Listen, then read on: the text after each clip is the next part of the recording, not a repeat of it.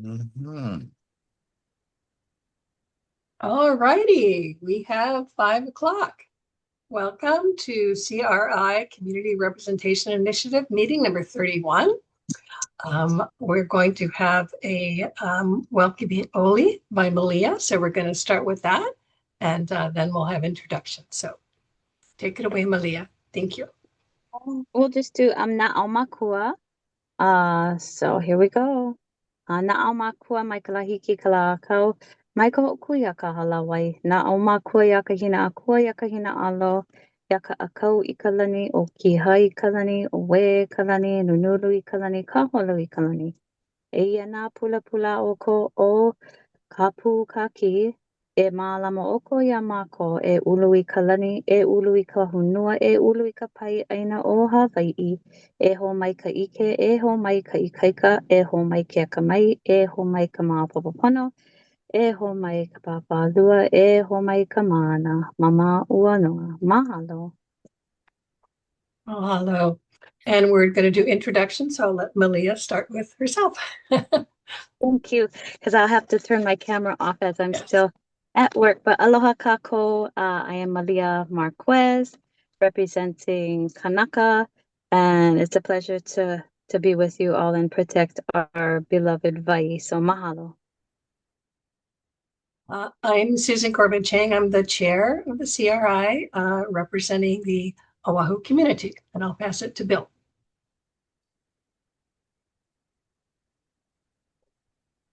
Got to unmute Bill. That is a very important feature that I sometimes forget. Yes, I'm Bill South. I'm representing Sierra Club.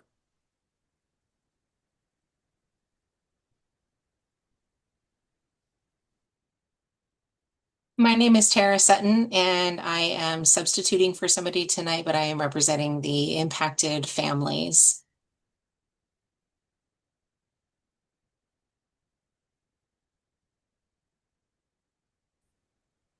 I guess I'll jump in.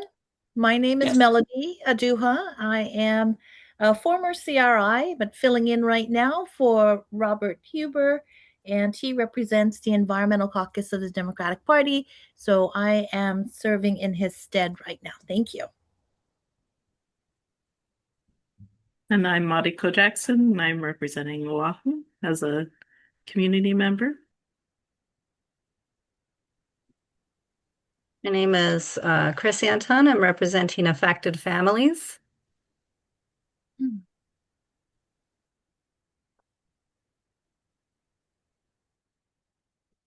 My name is Mia Lisa Otis. I'm representing the community of Oahu.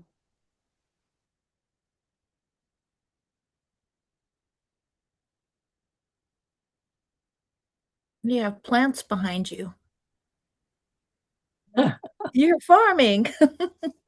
I'm Peggy Wagner, affected family member living in Capilina Beach Homes. And Michelle, I think you're our last CRI member, yes? Aloha, I'm Michelle Poplar. I am representing Oahu and affected communities here in Capilina Beach Homes. All right. Did I miss any CRI folks? I don't think I did. Members, like members of the committee. Yeah, 10 of us. All right. Well, without further ado, I'd like to introduce our first guest speaker, Eva Davis. Eva's graduate degree specialized in groundwater contamination. After completing her PhD, she started work for the EPA, Office of Research and Development in 1990 as a research hydrologist. She did research and technical support for Superfund sites contaminated with organic chemicals such as fuels, chlorinated solvents, waste oils, and creosote. Her technical support included site investigations to determine the extent of contamination, evaluating remedial options, and oversight during remediation. Eva Davis, now retired from the EPA, has lent a tremendous amount of expertise to our Red Hill campaign, including by identifying numerous irregularities in the Navy water testing prior to and after the 2021 Red Hill catastrophe. And so just to give you a brief background as to why we asked her here tonight. As you recall, in the December 2025 meeting, Matt Cohen from the EPA, oh, and I would like to say the EPA was invited, but said they would not come. So anyway, Matt Cohen from the EPA, when they were still attending our meetings in December, as you recall, he showed us a plume map from maybe 2021 to fourth quarter 2025. And he said, quote, "So you may be asking, how is the plume getting smaller if the Navy hasn't started a remediation? Most of what we see, per Matt, is from a process called biodegradation. Biodegradation, which just means petroleum degrades naturally in the environment." So he wanted to fact check that because he seemed to imply that in just 4 years, some of the plume disappeared. So we asked Eva Davis to give us a presentation and give us the facts on how that works or does not work. So Eva, if you would like to share your screen and take it away. Thank you so much. And Eva's on East Coast time, so I really want to thank her for being here tonight. It's very late for her. Thank you, Eva. Okay, hopefully that's sharing. Yes. Okay, yes, I started with EPA in 1990, working with remediation. I got in on being able to see a lot of these technologies developed, as well as the characterization efforts that went with it.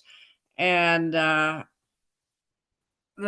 want to start off then in talking about these technologies, in particular as they might apply to Red Hill. And part of my reason for wanting to, for agreeing to present tonight, despite the fact that it is quite late my time, is that I've heard various options sort of being bandied around. And I think you deserve to hear more about what these technologies can and can't do for Red Hill. But to be able to understand some of this, we need to start with a quick look at how liquids such as fuels migrate in the soils and to the groundwater. And this is a figure like this we would call a cartoon because it's oversimplified. But it basically shows a leak from an underground storage tank and into the unsaturated zone. And you'll hear me use the word vadose zone as well to mean the unsaturated zone. I'll use those terms interchangeably. And as that fuel is migrating in the unsaturated zone, the more volatile fractions of it are going to volatilize into the soil vapor and can diffuse out from the fuel source there. And if enough fuel is leaked, it's going to reach the water table eventually. And below the water table is what we call the saturated zone in this figure. And the fuel will mostly float on the water table because it is less dense than water. There'll be some depression of the water table. And then a dissolved phase will form from the liquid fuel as some of the more volatile and more soluble components partition into the groundwater and then migrate with the groundwater. And as it shows here at the forefront of that plume, there's going to be aerobic degradation.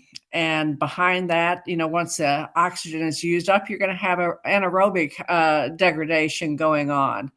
But this figure really is oversimplified.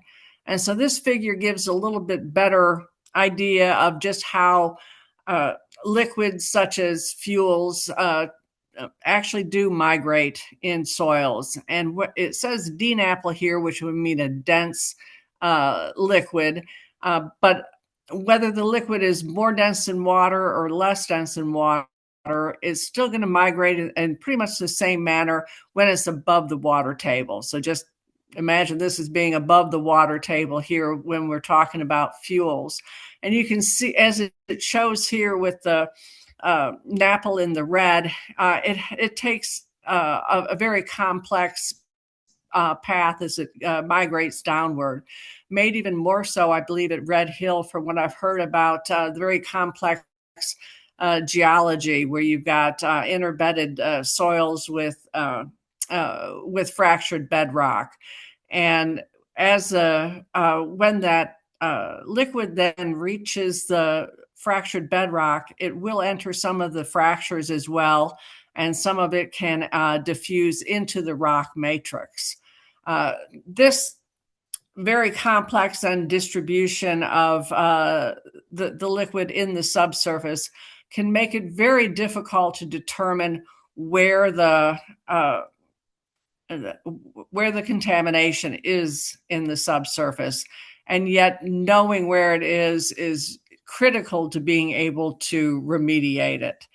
So this is the first challenge always with, before you can start talking about remediation, is being able to determine just where the contamination is.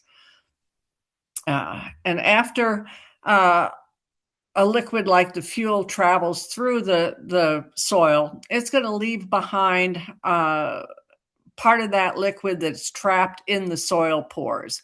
In the little figure I've got here, the brown is the soil particles, the blue is water, and the fuel in this case is shown in the red. And you can see that the liquid fuel gets trapped in the pore spaces of the soil, both above and below the water table.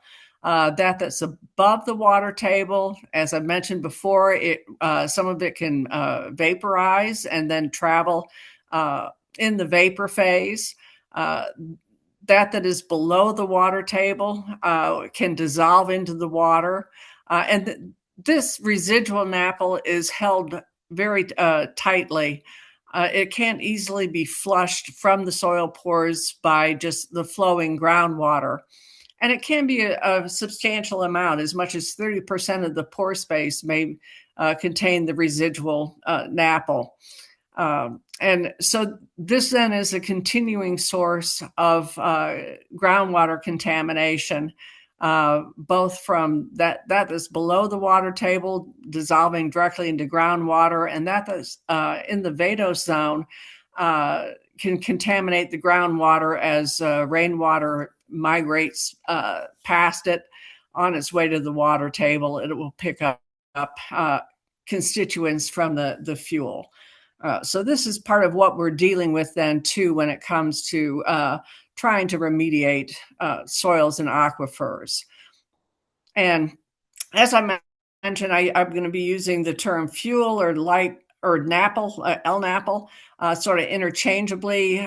Those of us who have worked with remediation and with groundwater contamination, LNAPL is just one of the terms we frequently use.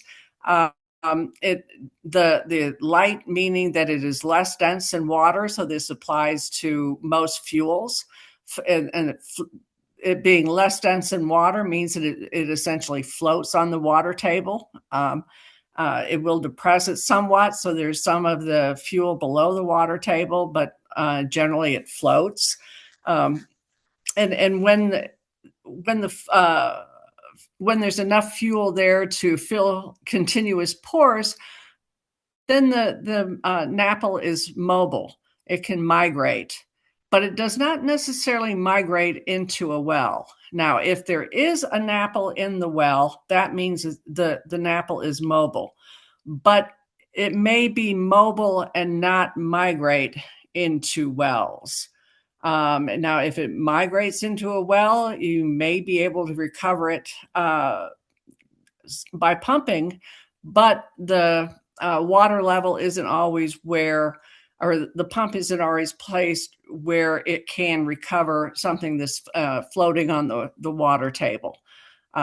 And I make this point because this is something that is often argued about by professionals as to, is the NAPL mobile or not.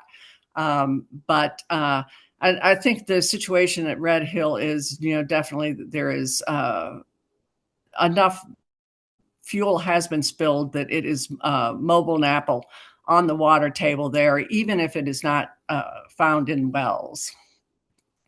Just basic properties of the JP5, which comprise the most recent spill there in 2021. Most of you are probably already aware that the jet fuel is composed of hundreds of different hydrocarbons.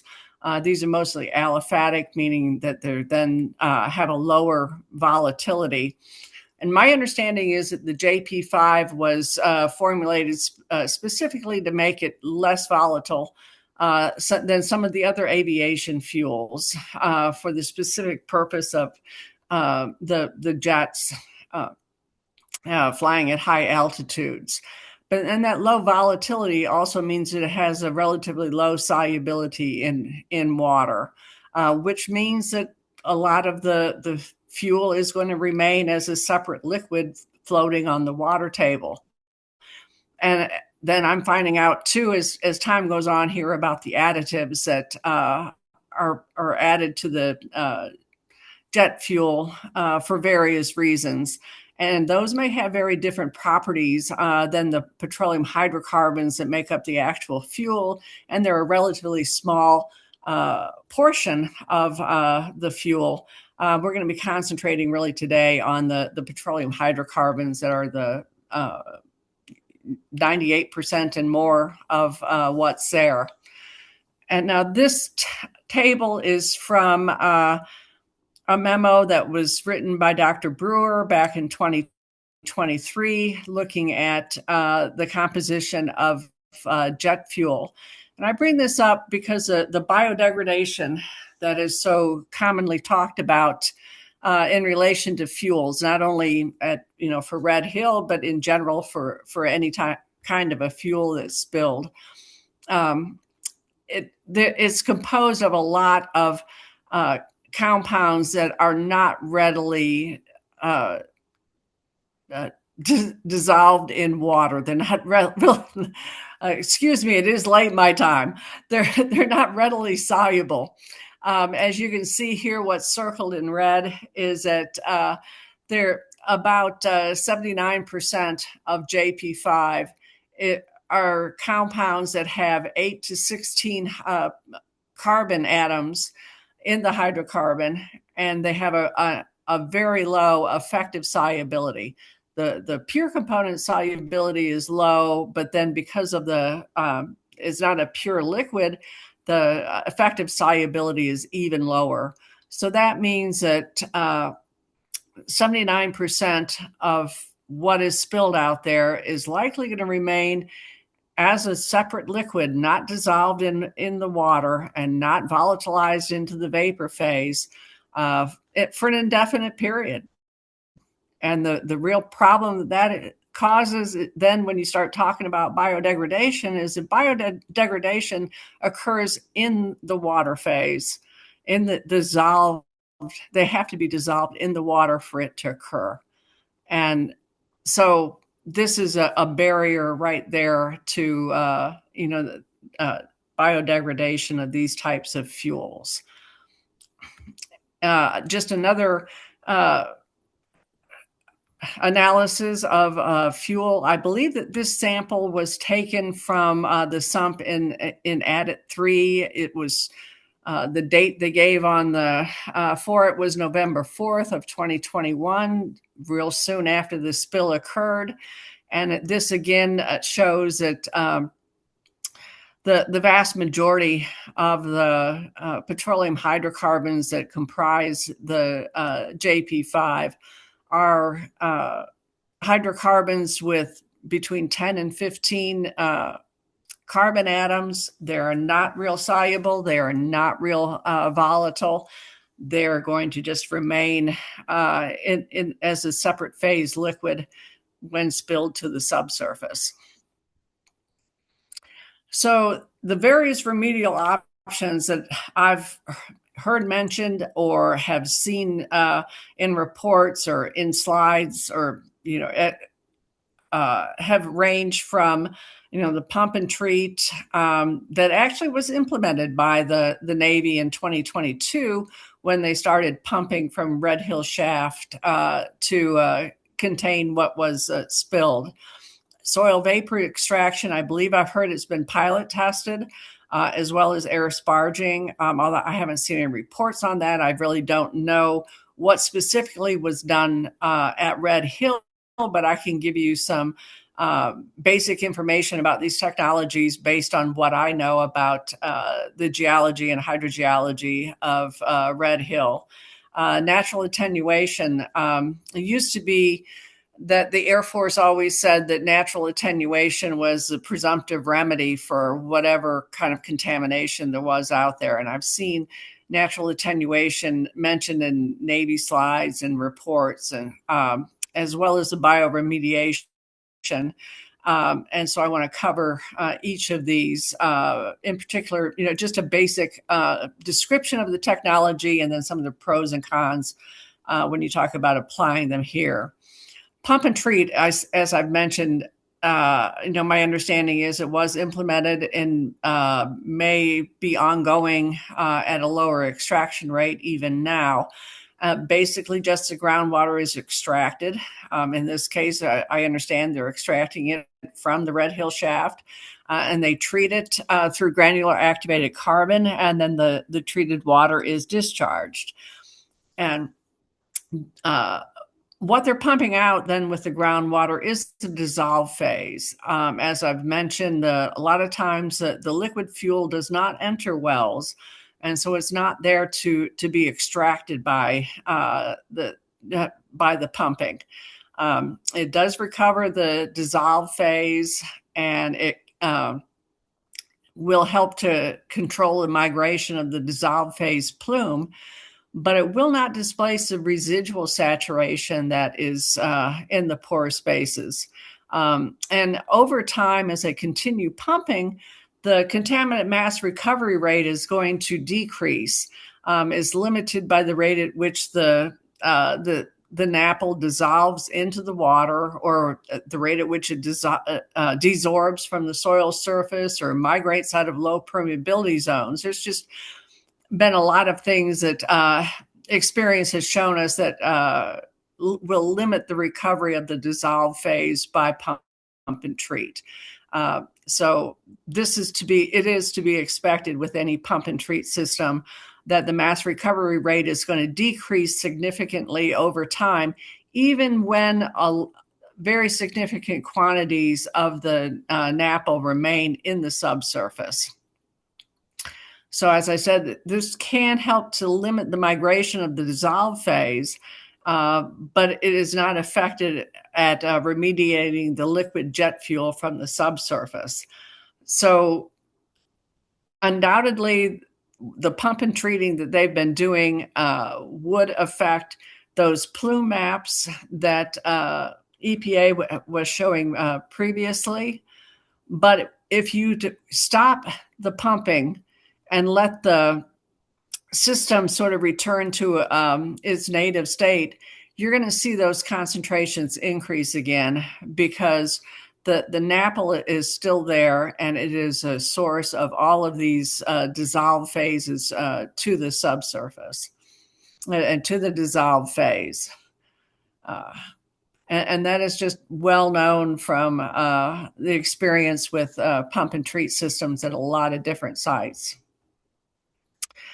So a schematic of the soil vapor extraction system. What's comprised of soil vapor extraction is that you've got wells. Generally, they're vertical wells. They can also be horizontal, that are installed into the vadose zone, and then they use a blower or a vacuum pump to extract the vapors and send them through the appropriate treatment technology. Usually it is again granular activated carbon, and then they discharge the treated air to the atmosphere. And so this So soil vapor extraction really just treats the unsaturated soils, the vadose zone. It may have a limited impact on what is dissolved in the groundwater, but that's only as it that's only maybe affecting the very surface of the groundwater, and it is not effective in low permeability soils or fractured rock. And my understanding is that the geology of the Red Hill is very low permeability soils and fractured rock that are interbedded through there. And so their low permeability, it very much limits the ability of the vacuum pump to pull air through there. So there, and also the technology is most appropriate for the more volatile compounds. And as we've already talked about, JP5 was formulated to be less volatile for the type of planes that use it. And so the soil vapor extraction is going to leave contamination in the soils. And then if the water table rises after that, that contamination can then dissolve into the groundwater. And as you see here with the last bullet, we've been passing around some news reports on the jet fuel spill at Kirkland Air Force Base. And indeed, that article mentioned the fact that they had done soil vapor extraction in the vadose zone. But when the water table came up again, there was still benzene dissolving into the groundwater. The benzene plume in the groundwater then expanded again. So there are some limitations to SVE, even under the best of conditions. But Red Hill is not really a good system to apply a technology like that. There is a very deep unsaturated zone that, but the soils being of such low permeability and the contaminant being only semi-volatile means that it's going to limit what SVE can do at this site. And again, like you had with the pump and treat system, even if you are initially recovering significant mass with an SVE system, the rate of mass recovery is going to diminish very significantly, even when significant mass remains in the subsurface. It's not likely to get you where you want to be in terms of protecting the groundwater.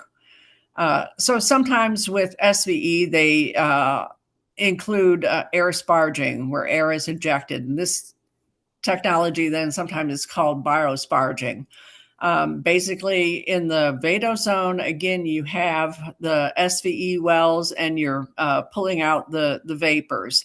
But at the same time, within that same area of influence, then you've also got deeper wells that go into the groundwater where air is injected. And that injected air then does a couple of things. One, it provides oxygen that can help with aerobic degradation of the fuel components. However, the air that's injected is going to flow through the larger soil pores, and you're not going to get good mixing with the contaminated groundwater. And so that's going to limit the effectiveness of injecting the air. But that air that is injected too, that encounters some of the contamination, it can actually volatilize those contaminants and carry it up into the vadose zone. And in an ideal situation, then these volatilized compounds would be captured by the SVE system. And so it could actually have another effect then of lowering concentrations in the groundwater. However, in a complex geologic situation, such as you've got at Red Hill, that air that's injected may actually end up being trapped under a really low permeability zone, one of these fractured rock zones. And then if you get enough air that's trapped beneath that low permeability zone, it can migrate horizontally and actually carry some of the vapors away from your spill area, away from the SVE system where it's not readily captured. So there's some risk that goes along with using that type of technology. So this may get you a little bit further than just SVE by itself, but it's still quite limited. As I'll talk about more later, oxygen has really a limited solubility in water, and you don't get good mixing with injecting air. And so you're going to have limited effectiveness in terms of enhancing degradation or of volatilizing contaminants and removing them from the groundwater. Monitored natural attenuation was just being defined and getting its start soon, about the time that I started working for EPA in 1990. Monitored natural attenuation really is just allowing natural processes to work. There's no intervention that promotes remediation. They simply sample the groundwater periodically to look for changes in the concentration. And the mechanisms for attenuation are not just biodegradation. It's also adsorption onto the soil particles, it's vaporization, it's dispersion in groundwater. And so the contaminants are not necessarily being destroyed. They may just be not showing up in the groundwater any longer. And things like adsorption on the soil particles and even vaporization can be reversible, so that as concentrations in the water change, the what has adsorbed onto the soils may desorb, or what has vaporized may then dissolve back into the groundwater in another area. So those processes are not necessarily removing the contaminants from the groundwater. And when they were first talking about this new, I wouldn't call it a technology, but when they were talking about this new method of addressing contaminated groundwater by just letting natural processes do their thing, they said that a non-aqueous phase liquid should not be present because this occurs only in the groundwater in the dissolved phase. And as they started realizing that it can be very difficult to remove NAPL from the soils, then they just came up with the new acronym, NSZD, Natural Source Zone Depletion. And they started saying that, actually, there are processes that work on the NAPL that deplete the NAPL. And from what I've seen, they sometimes are estimating, a very large amount of mass of the NAPL can be depleted in a relatively short time. And I don't claim to know a whole lot about that, but having seen some of the rather large estimates of of depletion rates, it leaves me with this question of if natural source zone depletion really is so effective, then why does NAPL persist in the subsurface for so long? And that's not something I have an answer to. But to look at something specifically for Red Hill, and this figure is from the presentation that the Department of Health made at the Fuel Tank Advisory Committee last month. And this is a graph of the total petroleum hydrocarbon carbons in the diesel range in Red Hill Monitoring Well 2. And if you're not familiar with the wells out there, Monitoring Well 2 is within the tunnels below the fuel tanks, and it's right next to Tank 5, which is the tank, I believe, that leaked back in 2014. And as you can see, since at least 2016, this well has been heavily contaminated with fuel components. And you can see very clearly in this figure when the spill multiple spills in 2021 reached this well.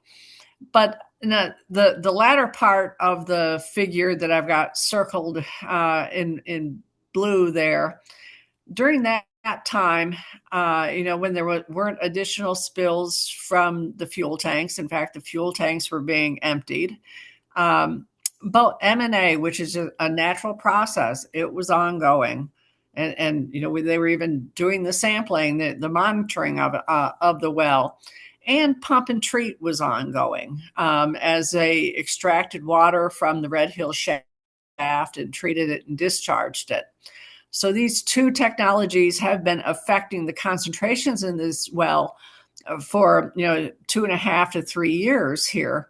And you can see that the concentrations in this well remain 5 to 20 times greater than the current screening level for a TPH in drinking water, which is 91 micrograms per liter. So these natural processes, as well as the pump and treat, are not really reducing the concentrations down to where you would want them to be. And that is because of the liquid fuel that remains both floating on the water table and entrapped in pore spaces. And another figure from the Department of Health's presentation to last month.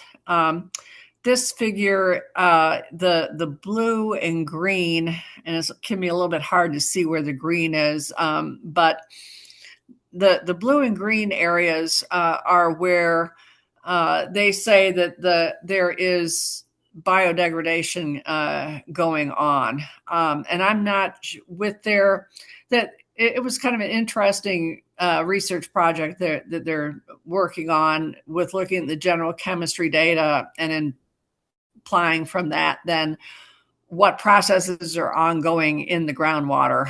And from what they presented, I did not fully catch just what they are saying indicates biodegradation occurring.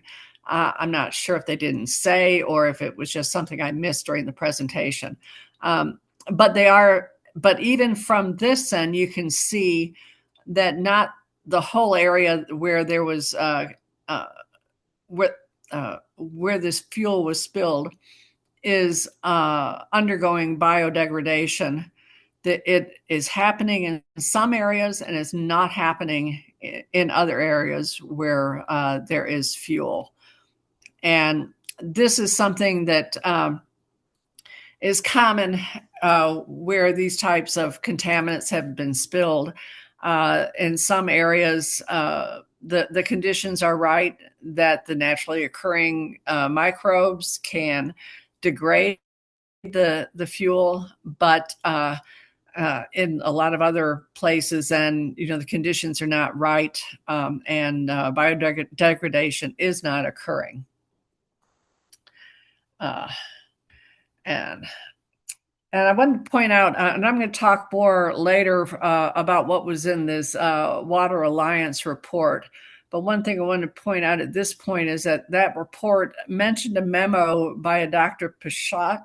I probably mispronounced that terribly, but he had worked on sites in a similar environment types as you would have in Oahu, I would assume, where large amounts of fuel have been spilled.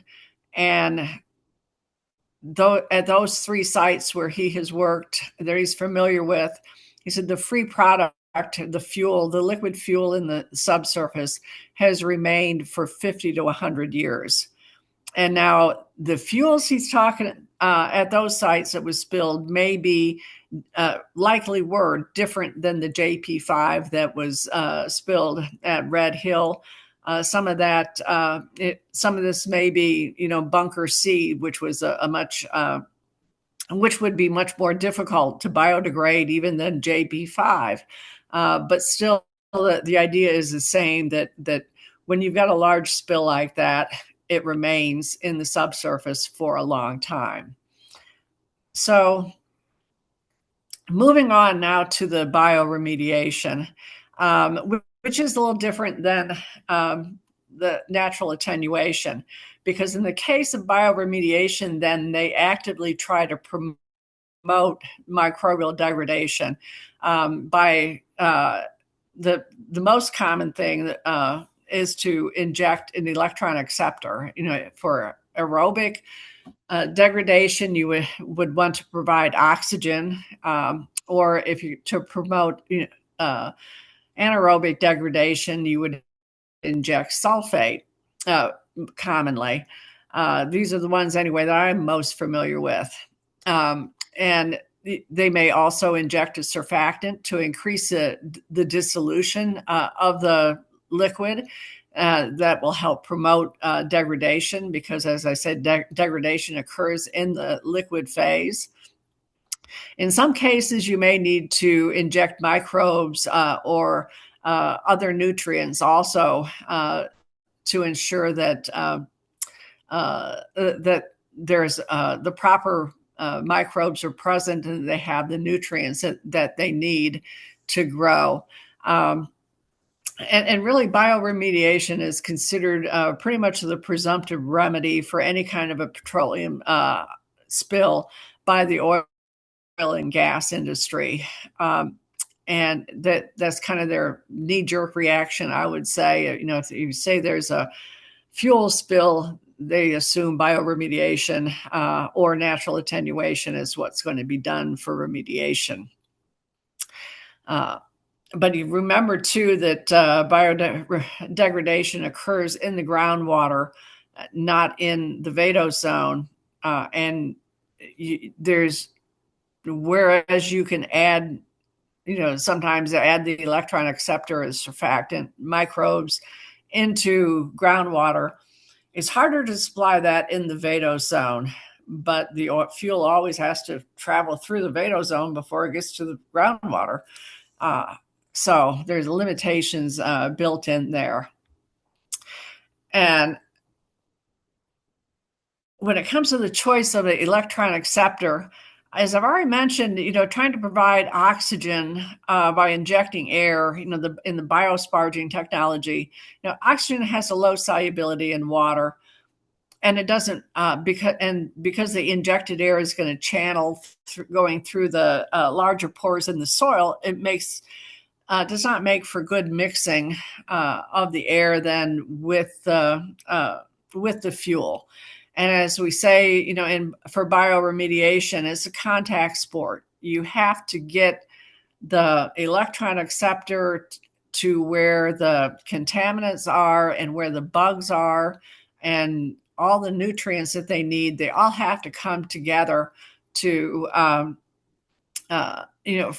for the degradation to occur. And getting the oxygen there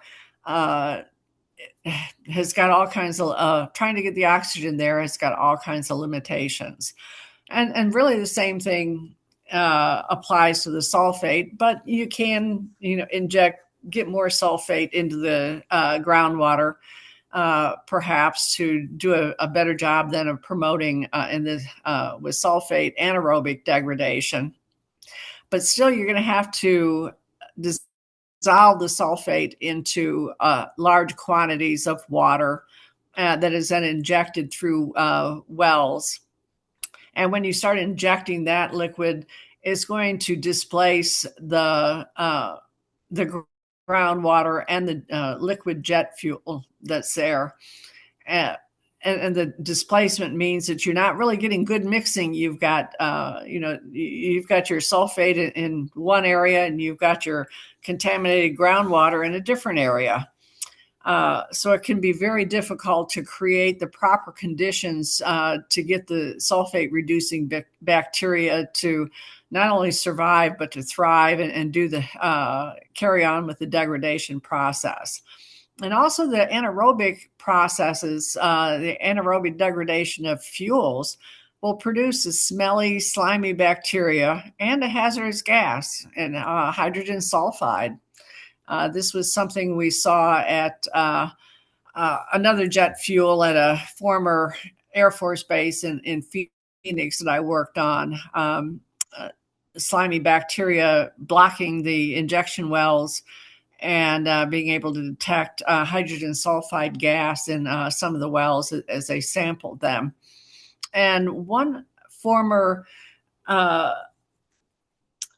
resident of the Hickam base shared with me a picture of the tap water from their home in March of 2022. So this is after, soon after the Department of Health had cleared the residences for and declared the drinking water safe, and people were allowed to return to their homes. And that picture looks very much like what you would find when the anaerobic bacteria are present from the sulfate reducing bacteria are present from the degradation of hydrocarbons. Naturally occurring sulfate within the groundwater would have promoted the sulfate reducing biodegradation of any of the hydrocarbons that remained within the water distribution systems, even after those lines had been flushed. And that biodegradation process would, produces the biomass, as you see in the picture, as well as hydrogen sulfide gas. And the hydrogen sulfide gas is colorless. You're not going to be able to see it. Normally, it has a rotten egg smell to it, is the way it's described. In lower concentrations, you may not detect it as readily, but it can cause dizziness, and there were reports of dizziness after spending time in some of the houses, and that could have been due to low concentrations of hydrogen sulfide gas.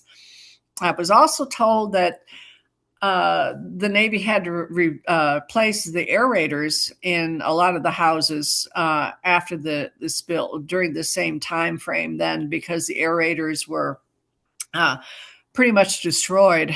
And when the hydrogen sulfide dissolves in water, it's going to be acidic. And that could have been what happened to these aerators. They may have been pretty much eaten away by the acid created by the hydrogen sulfide in the water. So that is my theory as to what was going on here, based also on knowing what happens at other sites where sulfate is present and sulfate reducing microbes are busy.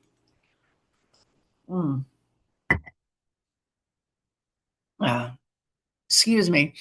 Time for another gulp of coffee. And at the same house and too, they had the air tested to see what was in the air. And I noticed in reading the lab report that the air sample was taken not from the kitchen or from a bathroom where there would have been a lot of water use, but from the living room. It was placed by the television. So undoubtedly, the concentrations that they measured here are not the highest ones that would have occurred in the house. But you can see here, and this is only a partial list of what was detected in this air sample. And you can, the two compounds that I've highlighted there in yellow, the dodecaine and the tridecane, those are both known components of JP5. And the concentrations here look fairly low, and there is no EPA residential regional screening level for these compounds.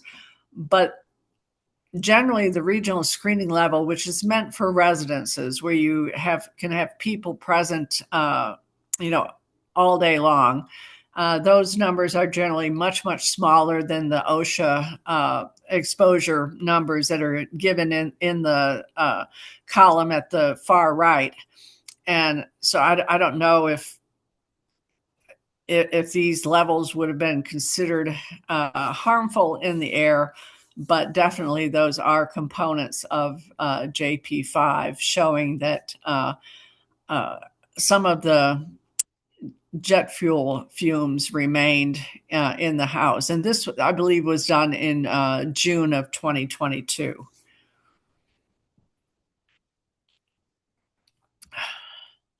Okay, now I mentioned the Water Alliance report. As you can see here, it was published in November of 2023, where they were talked about bioremediation of the aquifer. And now these next several slides have lengthy quotes from that document. And there are certain things I want to point out, but I went ahead and put on the slides the longer quotes just so that I don't take anything out of context when discussing bioremediation. And this starts off by then,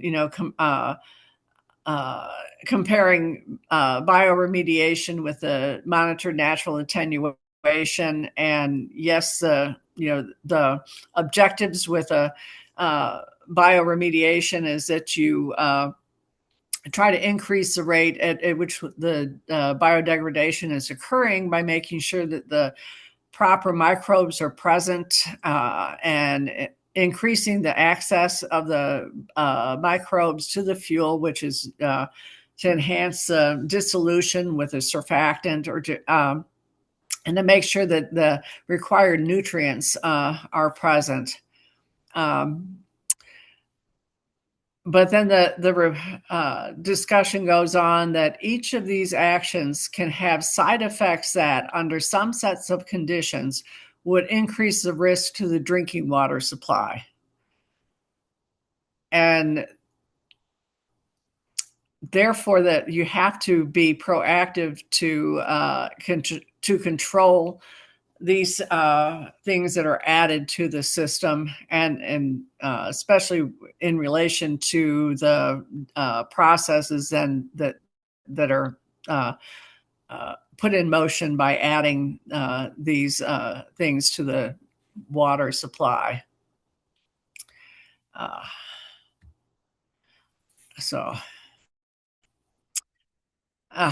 And yes, as I've talked about, as you've heard already, yes, biodegradation is going to occur naturally on its own for some of these compounds.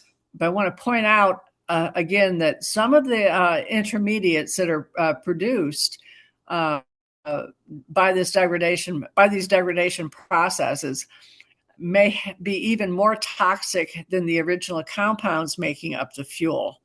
And by accelerating the breakdown of the fuel, they can temporarily increase the concentration of those compounds in the water column.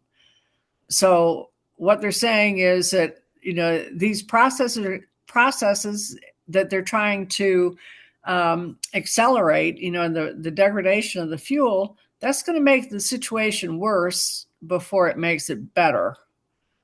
And how soon it will be made better can be dependent upon a lot of different conditions. And being able to maintain an environment in which the bugs can thrive and continue to degrade the compounds. So if they're going to undertake the actions to accelerate biodegradation, they will have to understand water flow and know that it's not going to transport these potentially more toxic compounds to the drinking water supplies. And how are they going to know that it won't be transported to drinking water supplies? Well, they're going to use the groundwater flow model. And now my understanding is that both the Navy and the University of Hawaii have been trying for quite a while to develop a groundwater flow model for this system. But the complexity of the geology and the hydrogeology has made it very difficult to get a model that is representative, to any extent really, of the flow system. And for being able to understand,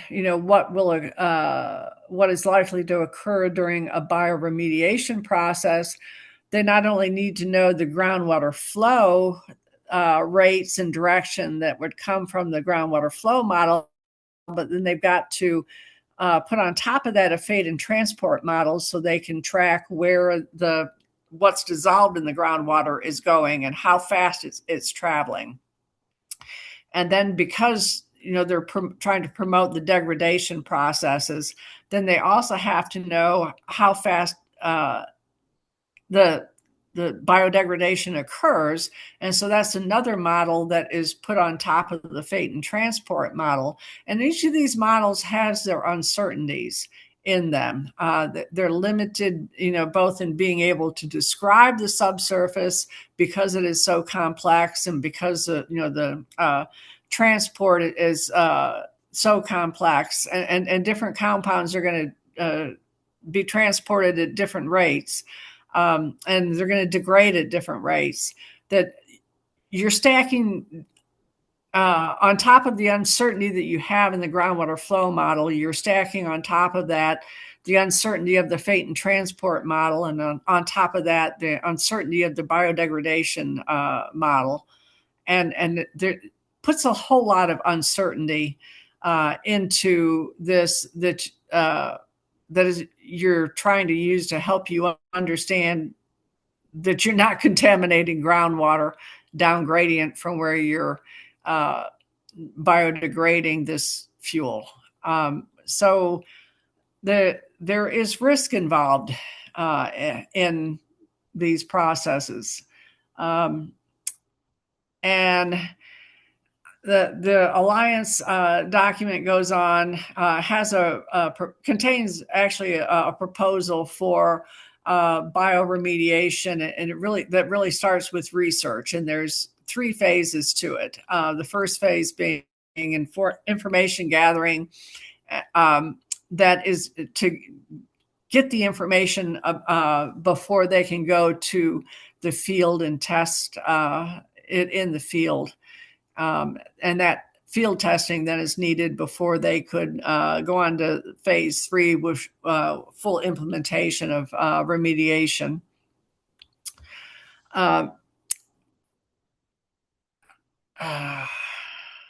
Okay. So phase 1 consists of 10 tasks. There's 5 of them listed here. The next slide will show you the other 5. And the information they're gathering is related to the volume of fuel in the subsurface and its distribution. That's under task 1, 2,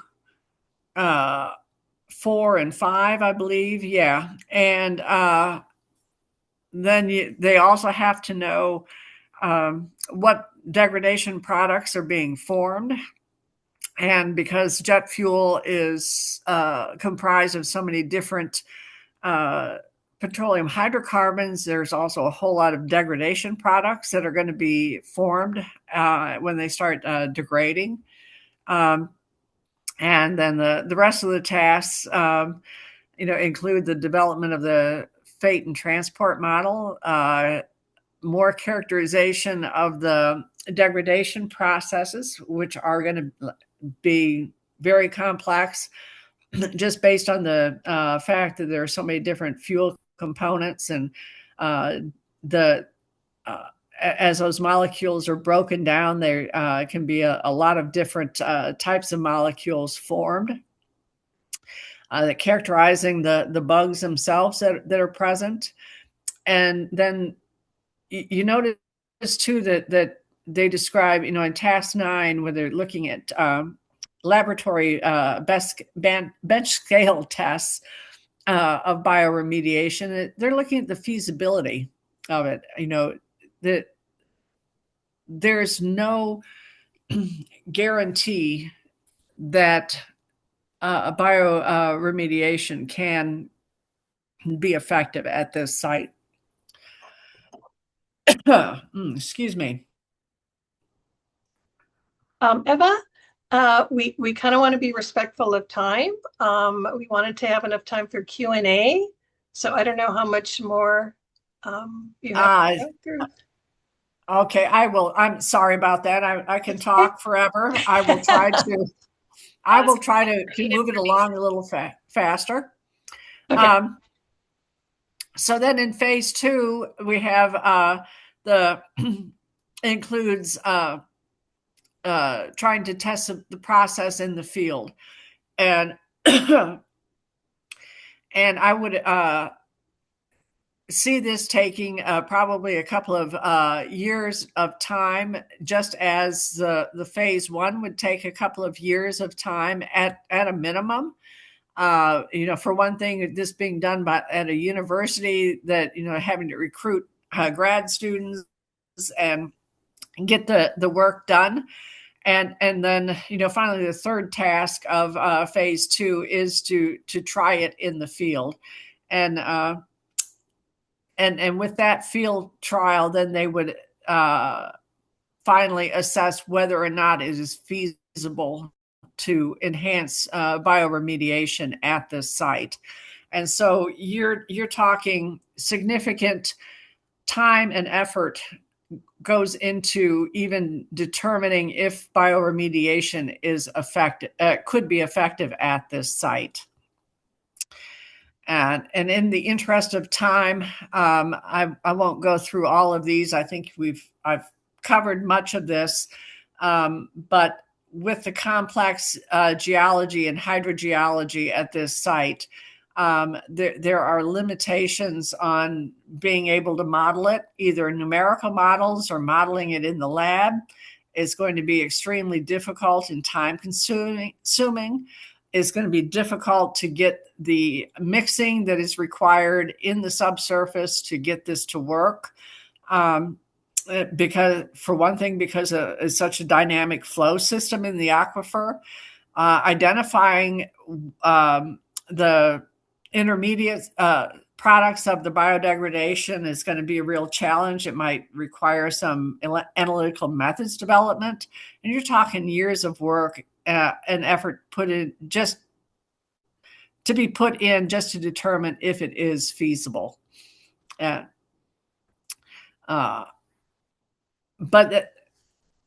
the report has just this one sentence where they looked at one of the other, supposedly considered another remedial technology, what I call the thermal technologies. There was the one sentence in there saying that heat or steam can be used to mobilize fuel, but it said that this requires a confined geologic formation and is only moderately effective. And with that, I disagree. I worked extensively with thermal remediation while working for EPA. You could say that I wrote the book on it. There's a a link here to the EPA groundwater issue paper on in situ thermal remediation that I wrote and published, EPA published in 2023. These technologies inject heat or steam, and they have been used successfully in many different hydrogeologic conditions to recover the volatile and semi-volatile compounds such as these here.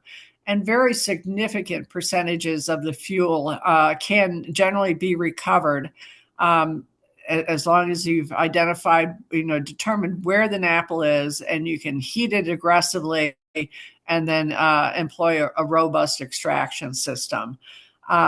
So that one sentence that was in the report was not a fair evaluation of what thermal remediation technologies might be able to do for this site. And then this, in the interest of time, I won't go into this in detail here. I will provide my slides if anyone wants to see more of these. But I think that there is a potential that with a combination of these thermal technologies, that you may be able to do remove a pretty significant portion of the fuel that is out there. It would not be cheap. It would take less time than the trying to bioremediate it. It would require robust extraction systems. But I think it deserves a real evaluation by subject matter experts who really are familiar with the technologies. So just in conclusion, there are few remedial options that are really applied to large NAPL spills, whether it's a fuel or a chlorinated solvent or what. There just aren't a whole lot of really good options to remediate those types of spills.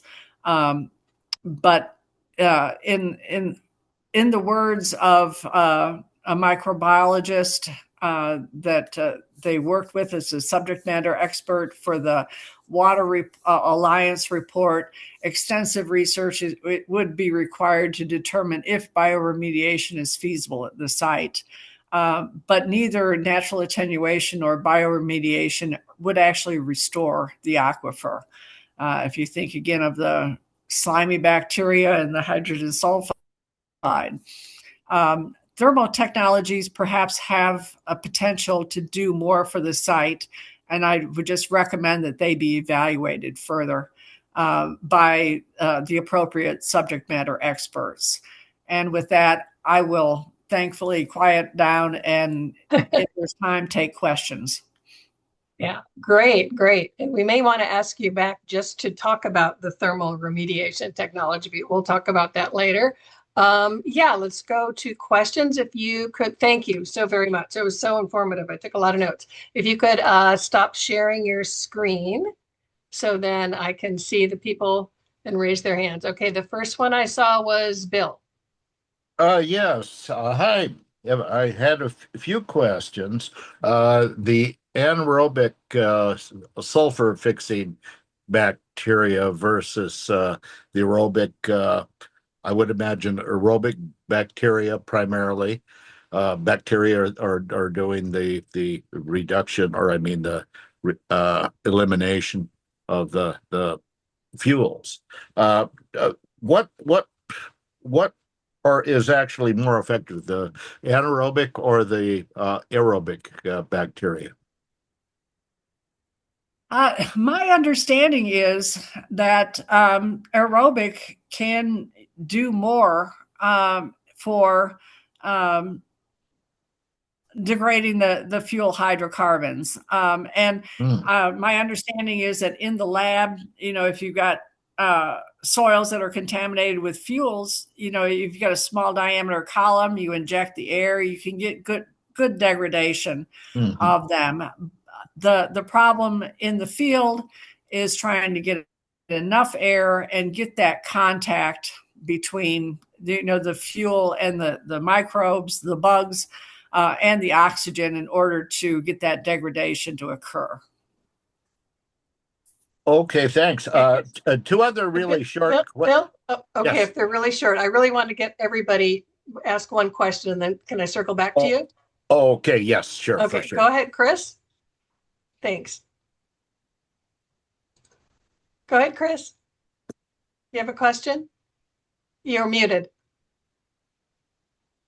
You're muted, Chris. Michelle, I need you to make all the CRI members a co-host because they can't unmute themselves. Copy that.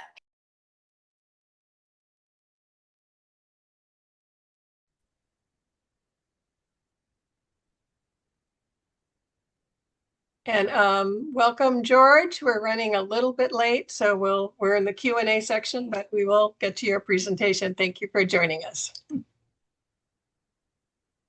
We're still muted. Sorry, I tried Okay. to find that window. Hang In the meantime, I will ask one from the chat. Okay. The Capelina Beach home is when they supposedly flushed our pipes and hot water heaters in the homes for those who asked for that. They emptied the water and whatever they got out directly into our yards, feet from doorways. How concerning is this? In many ways, it feels like we could not get away from the toxins, even if we were not using the water anymore at those times. I don't disagree with that at all. Unfortunately, that's the case. Even the pump and treat that I talked about too. My understanding is that when they first started that, they were just discharging the water to the creek, and they then finally added the carbon absorption system. But yeah, I'd say that was kind of an error in their processes, in it just discharging that contaminated water to the ground, because yes, the volatile components of the jet fuel then would have contaminated the air. Thank you.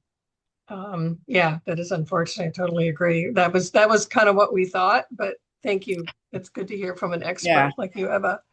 Okay, next Okay. question. I think it's working Chris is now. unmuted. Okay, go ahead, Chris. Okay. Earlier on, you really went over the JP5 and the low solubility.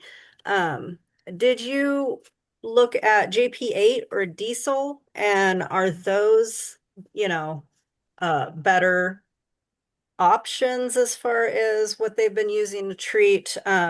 Are those any different? Like a more volatile compound is my question. And kind of going on top of that, is doing nothing better? Or is doing a little bit with the biosparging and the air injection, and then into the SV system with the pump and treat, is that better than doing nothing? Okay.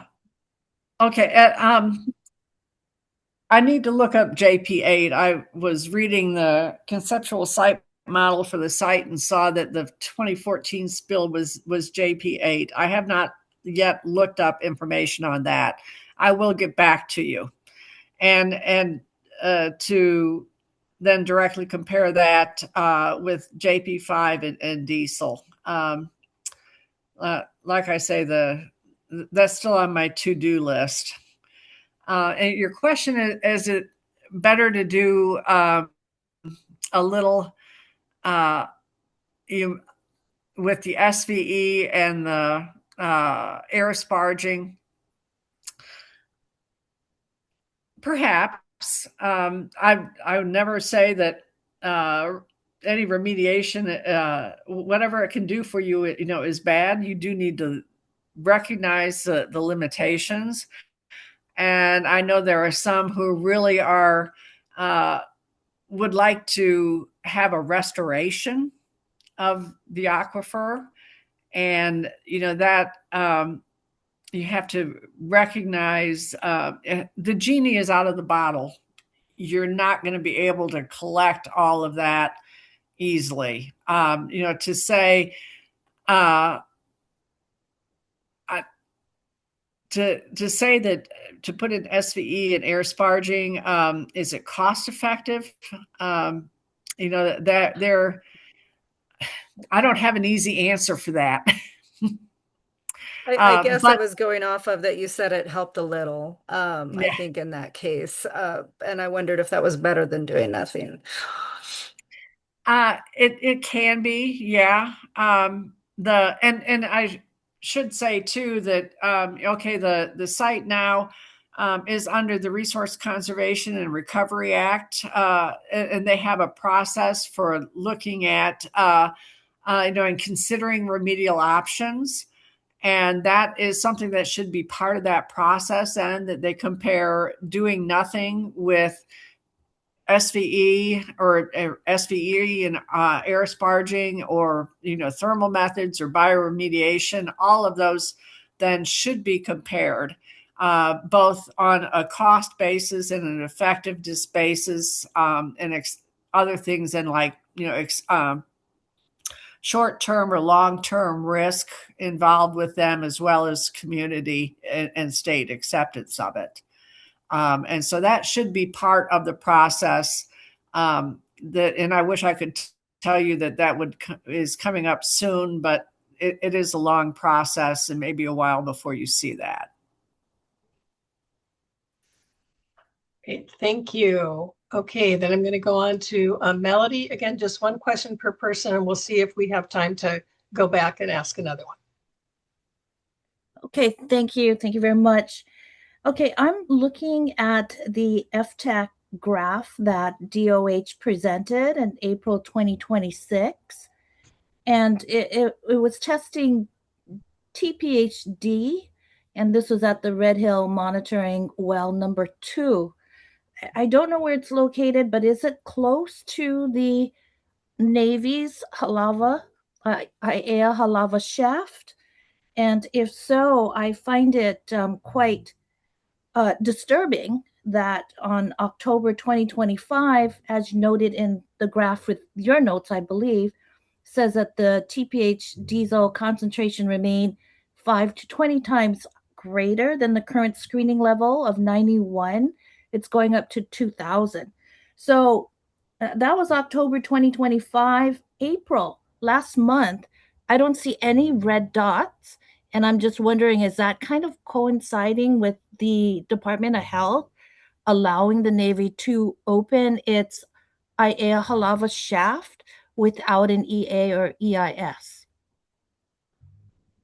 No, that well is located right under the former fuel tanks.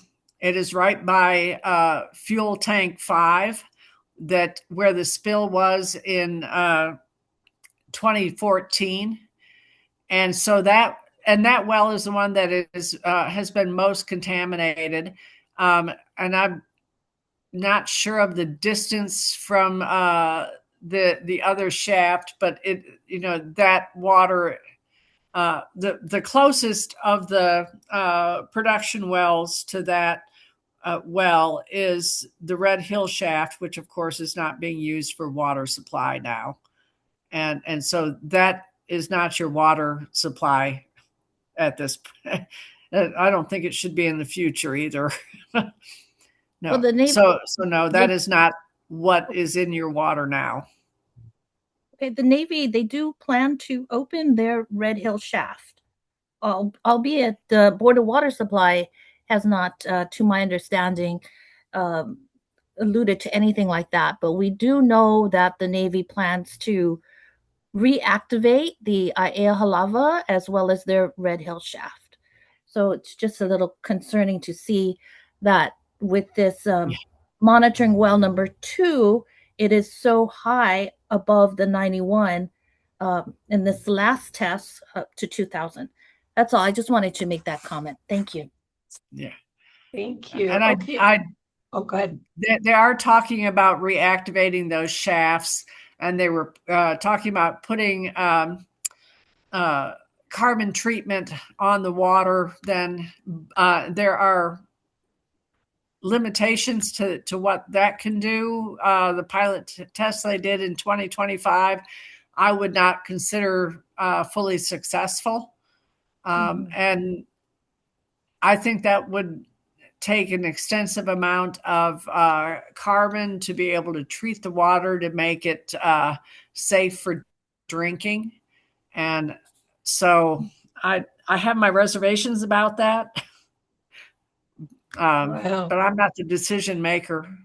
Yeah, Thank good to know. Thank you. Okay, Tara Rojas, just one question, and then I'm going to ask for further questions. If you put them in the chat, and we'll record them, and I'll get them to Evan. We'll get them back to folks. So go ahead, Tara. Aloha.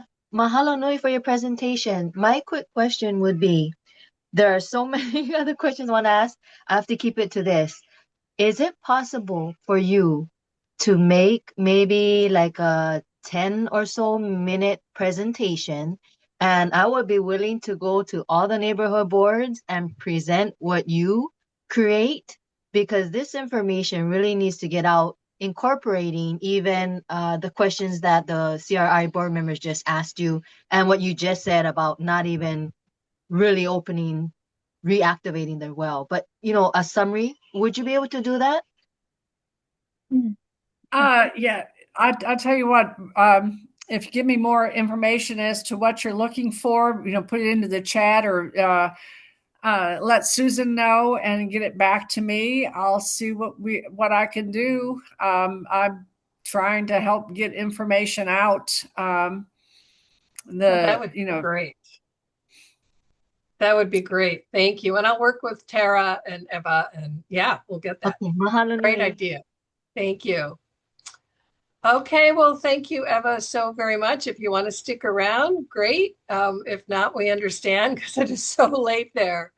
But yeah, you've given us a ton of information, and I will get remaining questions to you.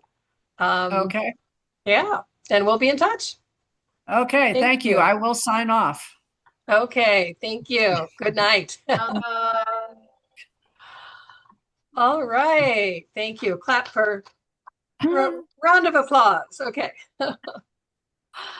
All right, so our next presenter is George Lujan. He is the Executive Director of Southwest Organizing Project, so SWOP for short.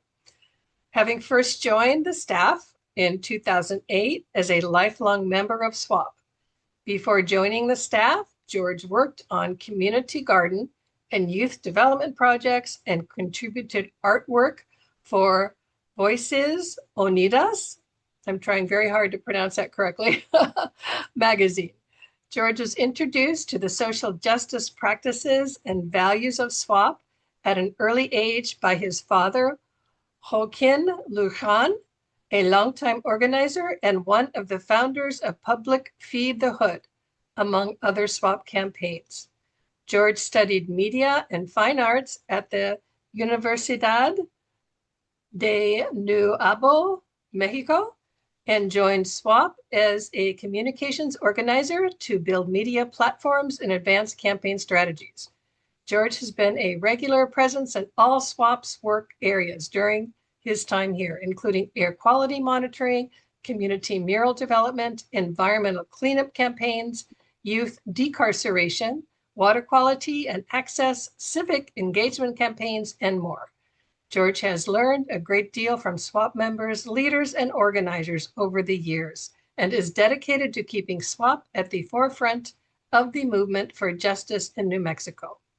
George enjoys spending his free time with his wife, Bridget, his daughter, Lorena, and his son, Emilio, walking along the bosque, watching samurai movies, and kicking it in Los Duranos. Okay, so welcome, George. If you would like to share your screen, we can get started. Oh, but we do have to unmute you.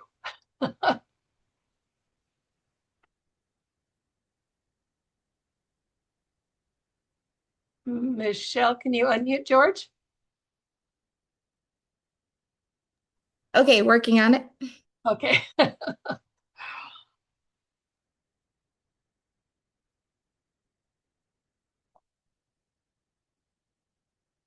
And George, we apologize for running over.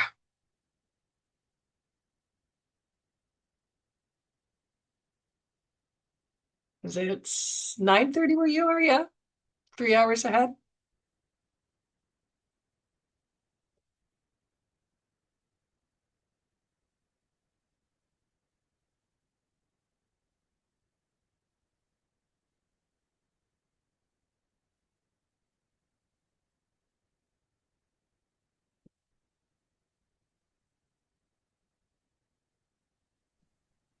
Hi. All right. There you go. Yeah. Yay, there you are. Um, Oh no, you got muted again. How did that happen? we're gonna figure it Okay. out. We are Okay. gonna get very good at this. Um, Sorry, that I was did. me making you co-host. There was just a lot of names for me, my dyslexic brain to go through to Hey, find you. I love it. I love it. Zoom meetings are a lot of fun and a whole new host of problems.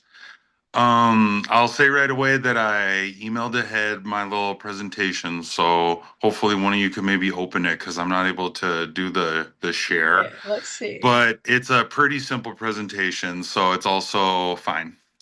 But hello, I'll go ahead and launch right in. The intro was really good. I think I'm gonna take another stab at the bio and make it a little more humble. It made it sound like I really do a lot. I don't think it's really accurate. And tonight, I'm here to talk about one of our many failures, which is the attempt to compel the Air Force here in New Mexico to clean up their mess in my hometown of Albuquerque, New Mexico. So SWAP is the organization where I'm the director. Like Susan mentioned, I'm a lifelong member. Started as a youth intern and went on to working, doing contracts, and then doing part time, and then full time doing communications work, and then eventually working my way up this community organization that's been around since 1980. I'm wearing my 1980 Love and Justice SWAP shirt. Very much appreciate the invitation. Thank you, Patty, for reaching out and helping to coordinate. And so we're a membership-based organization. Our mission is to empower communities in New Mexico to realize racial and gender equality and social and economic justice. And because we're membership based, really that means we go into communities, the communities that we're from, and talk to people about what they want to do, identify problems, identify solutions, and then start developing community members working together, increasing our skills, coming up with strategies and campaigns, and doing things collectively. So that's basically what we try to do. Environmental justice has been a long-standing area of the organization. As we know, a lot of our communities that are predominantly people of color are used like as sacrifice zones of polluting industry. With the U.S. military being the world's largest producer of fossil fuels, exhausts, and what have you, pollution. The number one polluter in the world is the U.S. military, which is what we experience here in New Mexico and you experience in Hawaii as well. Um, this We've had a lot of successes over the years organizing with communities, doing kind of intergenerational work with different ages of people from different parts of town. Like I say, we do a focus in more low income areas, kind of like the historic Chicano, Mexicano, people of color neighborhoods of New Mexico. That's pretty much where we work. Air quality, water quality, quantity, and access, anything related to the land where people live. And one of the early definitions that we used in our work was that the environment is where we live, work, and play. Trying to make the connection between environmental protection in general and the places where all of us live. Um, and we call that environmental justice. That environmental protection includes the people that are most affected, which are our communities. Um, the military The military here has several bases, installations, a lot of Air Force bases around the state. There's usually a slew of environmental issues related to those installations, including PFAs, which I know is something that you all are dealing with, and cleanups related to that, and exposures to local communities and people that actually work there. I don't know, it's probably the same there, but we're a majority minority state, where the majority of the people in New Mexico are a minority. And that also extends to the base. Most of the people working are young people of color that are actually, serving in the military on the base and doing that. My PowerPoint was so powerful it kicked her off.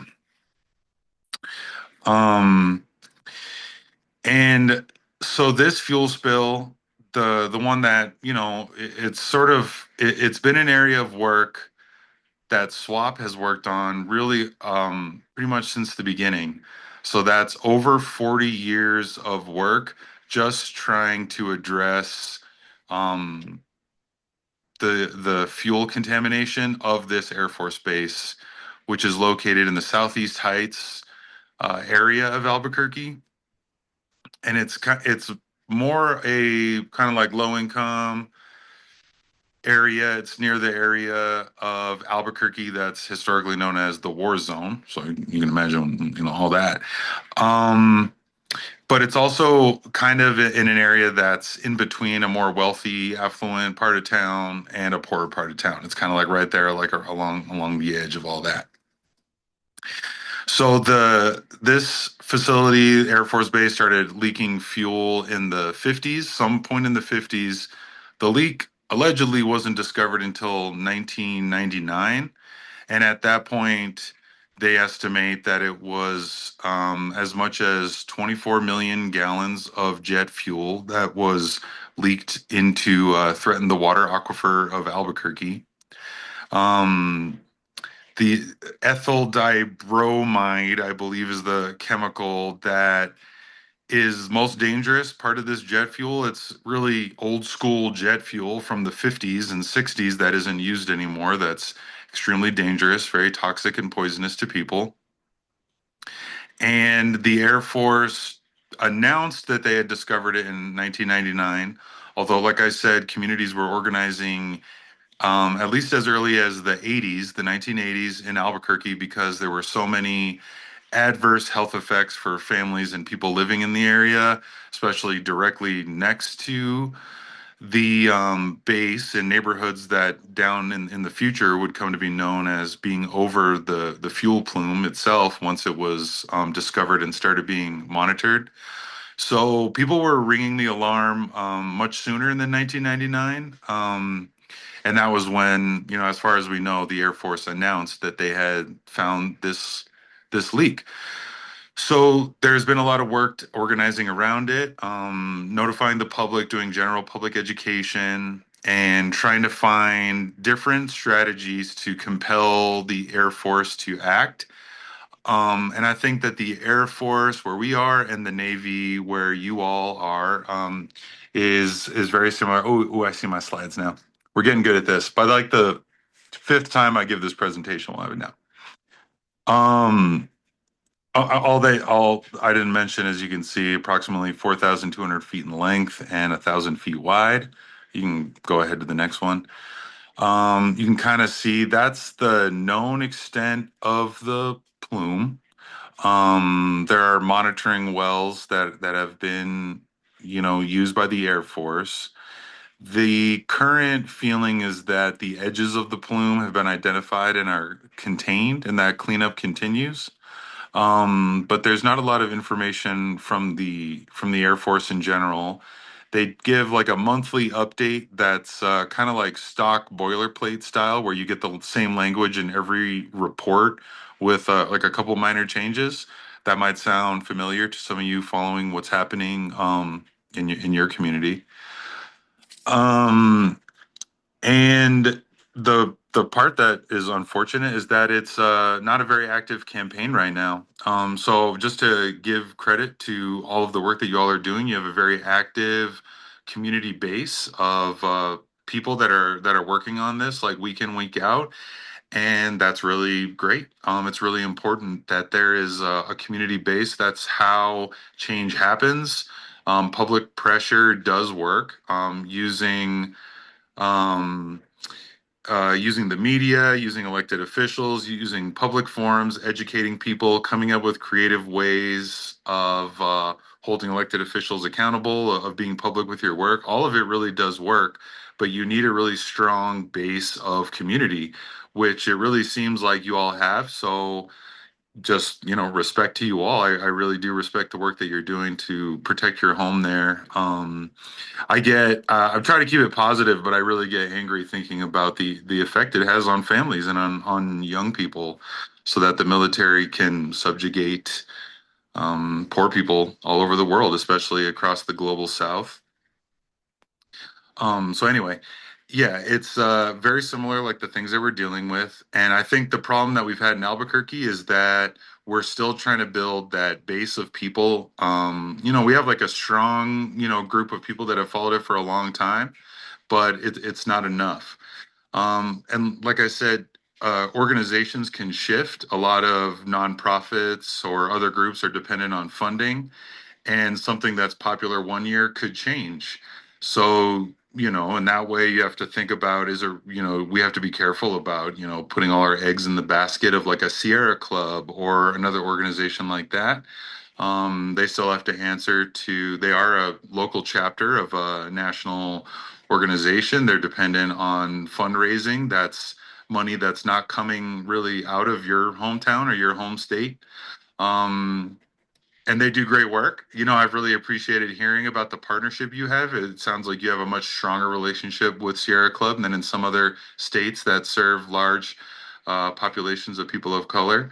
But again, you really need that community base. That's the thing that's gonna help you kind of like stay together over the long haul. Yep, shout out Wayne. Okay, you can go to the next one. Okay, just this is from I'll share like a video. We don't have to watch it. Watching videos on Zoom is kind of the worst, but this was from some work that our youth interns did on a video, and I'll like we can share the link so you guys can check it out after this meeting. But it says that we know that the U.S. military is the single largest consumer of fossil fuels in the world and serves as the enforcer of occupation of indigenous and sovereign lands while upholding violent extraction across the globe. I very much believe in those words. It's something that we have to deal with here in New Mexico. We are a very poor state. We're like 49th or 50th poorest in the nation, which, hey, it's not a competition. Okay, you guys are probably dealing with stuff too. I'm just saying it's a very poor place.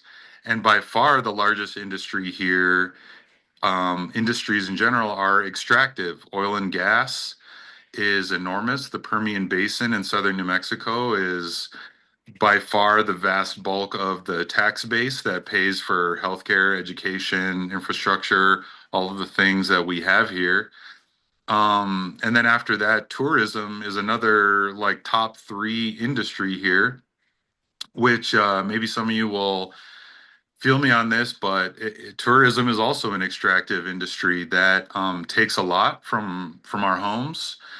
And oftentimes it discards us. It's sort of like we love the scenery, we love the animals, we love the sounds, we love your music, your food, your color, your dress, but you people are a problem, and we're going to incarcerate you and put all of our polluting industry in your backyard and make you kind of conform to a society that these days you'd probably be feeling like, why am I adhering to the leadership of these people? So again, some of you might be feeling what I'm saying, maybe not. But that's how we feel here. Okay, you can roll on to the next slide. That's my good friend Juan Reynosa, deputy director of SWAP. He's another person from New Mexico. He's from a poor town in southern New Mexico that is completely dominated by the oil and gas industry. Hobbs America, they call it down there. Who also was like a young organizer and then got into the world of environmental justice. Me and him did a lot of work on community-based air monitoring in different communities around New Mexico to try to compel the state to clean it up. Here he is at our community garden. This was like several years ago. Like I said, the campaign now is like just about dead. I'm sorry. I don't have like a big win at the end of this where it's like, and this is how we cleaned it up. No, it doesn't. This one doesn't go that way. But there's our community garden. He's like holding the stuff, and our community garden is right across the street from land that's owned by in conjunction between the Air Force and the Aviation Department of the city. And I just wanted to include this is also an article that's older, but it talks some about the work around the fuel spill. And just what he notes here is that for a long time we've been working. We're notified about the jet fuel spill, and the Environment Department, which is the State Department that's kind of been handling this, and the Air Force have set up quarterly meetings with the public, attending those. Maybe some of you are going to those. And when those first started, there were tons of community members out there voicing their concerns, saying things like, I used to work for the Air Force in the 70s and I smelled this fuel back then, and really talking about ways to clean the mess up. But as the years went by, we saw a lot of the citizens who wanted to be involved start to fall off because the process became exclusionary. And it was the Air Force not being receptive to community feedback. So again, just sharing, different moments and snapshots from the work around this like fuel spill here that might sound familiar to you all. Generally, the public was showing up to those meetings with like ambition and willingness to work in collaboration with state officials, local officials, military officials, Air Force, whatever it is. And there's a lot of lip service paid. It's sort of like, okay, we're writing down the notes of all this, and then nothing happens, and then there's the next quarterly meeting and they just kind of go right back to square one, and it's very frustrating. And eventually people start falling by the wayside because large institutions like the United States Air Force can wait you out. They can totally wait you out. They can wait until you're dead and your kids are dead, basically, because they're really in it for the long haul. Which is why trying to find those moments where you can really increase the pressure and turn up the heat, it's hard to find those, but it is important, because going along with the process is not going to get you to the destination, and expecting them to police themselves is not going to give you the results that you want, which is, I mean, I think cleaning up their own mess should really be like the easy one. Limiting their footprint on your home overall would be something good. Expecting more positive contributions to the people there was also a fair expectation. So we can't really get there until we at least get them to take responsibility for an obvious mess that they've created. So yeah, I wanted to share like some of these like little stories. Okay, you can go on to the next one. I'm sorry if I'm talking too much. I'm excited to see you all. I hate watching videos on Zoom, so we're not going to watch it, but this is a 22-minute video. It is on the YouTube. I can drop the link for it here in a minute. And the link is included on that thing. So like we'll share it with you here in a little bit, but you can go to the next one. Yeah. I wanted to share it because investing in young people is so important. Investing in community is important. Letting people tell their own stories with their own voices is so important. And it doesn't always have to adhere to your campaign strategy, your messaging, those pressure points that you have. It's awesome if you can make it all work beautifully like that, but making sure that you're bringing new people into it all the time, and that you're putting those voices of the people that are most affected out in the forefront.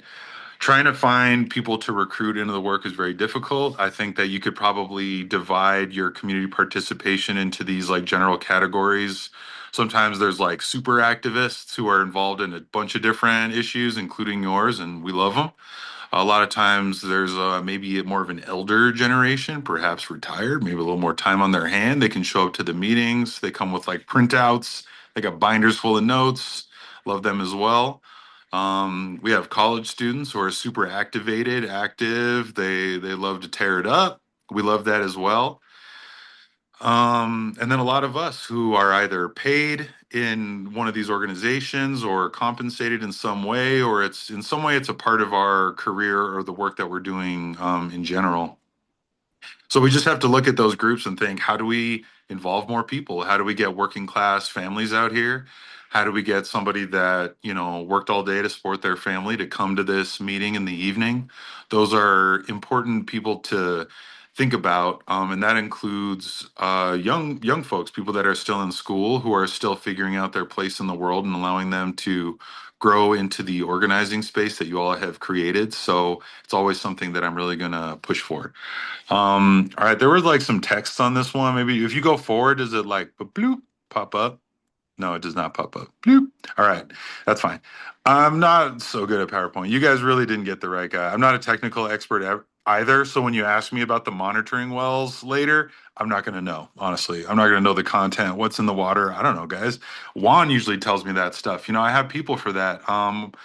But I'll tell you about what I do know, which is just, working with people in general and trying to, move community forward.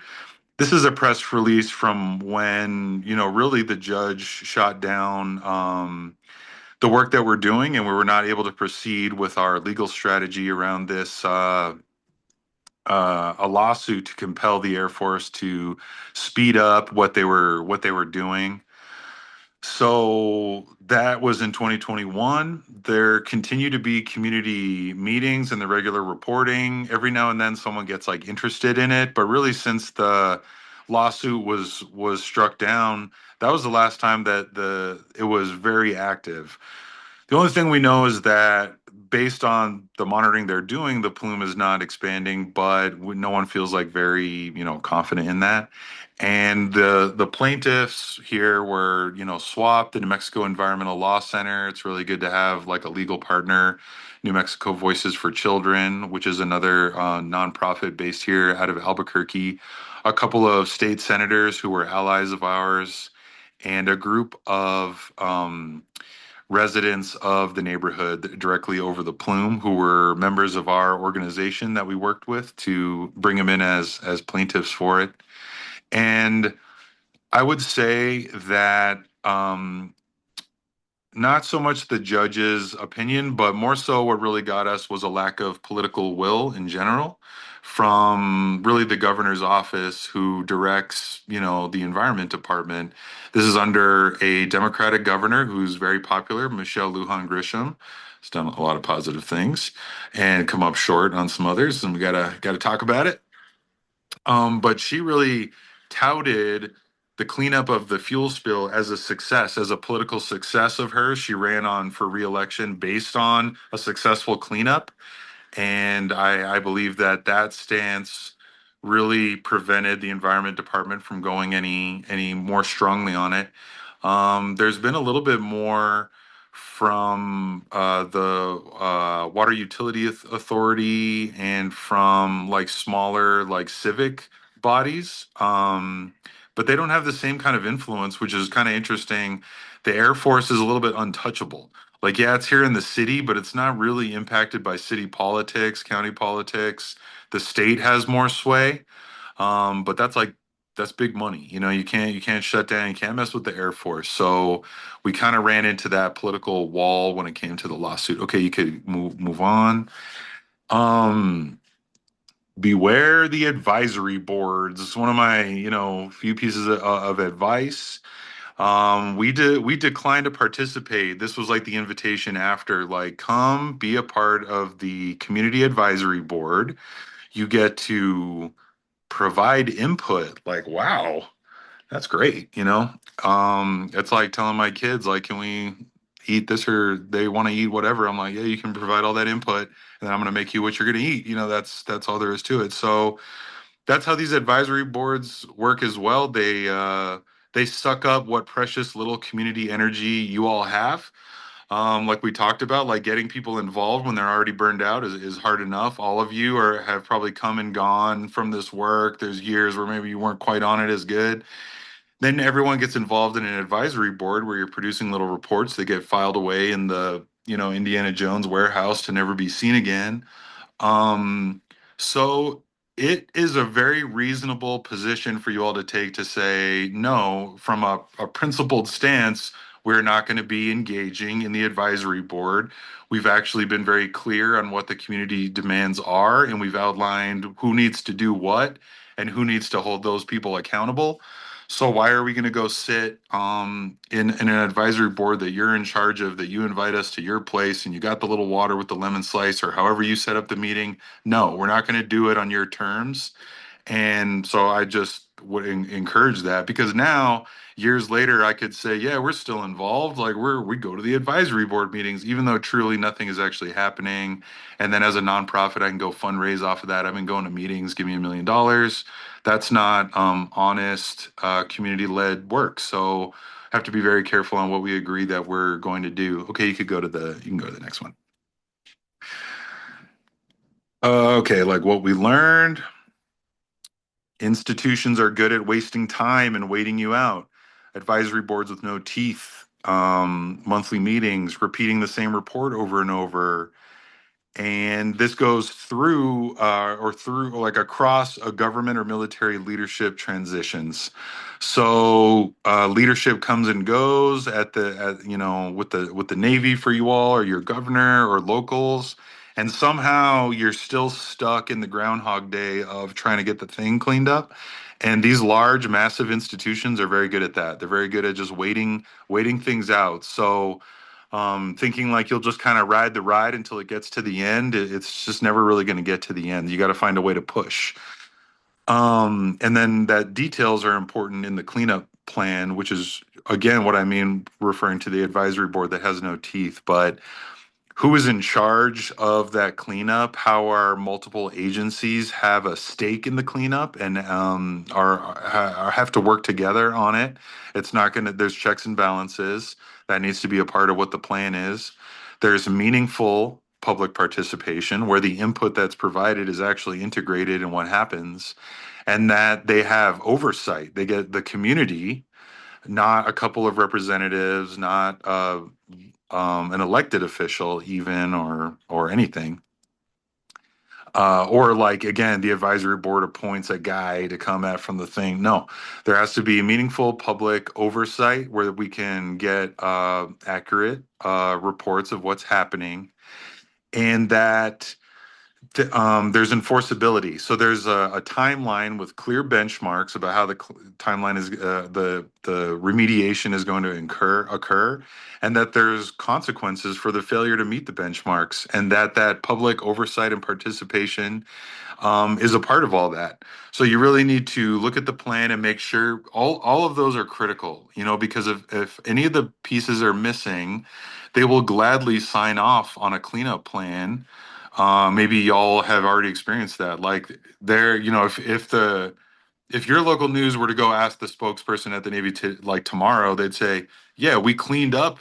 Red Hill is good now." Like there's a whole report. I have documents. I have stacks of things that say we cleaned it up and we did what we said we were going to do. I have quotes from community members saying, "Good job, we love you," etc. So all the details that are in those cleanup plans are very important, and that it's all enforceable, that there's actually, and for that really you need political will. Again, just having it like written on the page isn't enough. You need to have some political will at some point that they're going to back you up on all this, that it's going to be enforced. And honestly, we're kind of screwed right now because we don't have those we don't have those things. So I'm going to take my energy I get from you all and like reinvigorate. We're going to go like kick some ass over here. Okay, you can go to the next one. There's the film crew, the youth film crew that made the video I'll share with you all, just to say, youth are the solution. They're not the problem, they're the solution.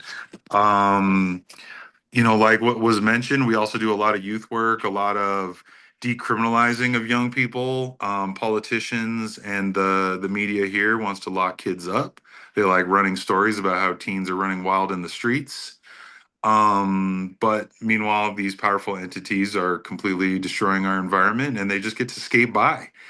And the news will pretty much just parrot what they say. They'll take their press releases and they won't ask follow-ups. They'll just kind of print it almost like they received it in the inbox. That's doing a disservice. And like, at the same time, they disparage us. Um, they look down their noses at us. They mistreat our kids, our elders, etc. And it's infuriating. So invest in your young people and invest in each other and kind of build it up in that meaningful way over time. There's not like a magic silver bullet style solution. You got to really build it up over time. All the partnerships that we've created through that work have gone into other things. So the work around the Kirtland fuel spill has been very meaningful.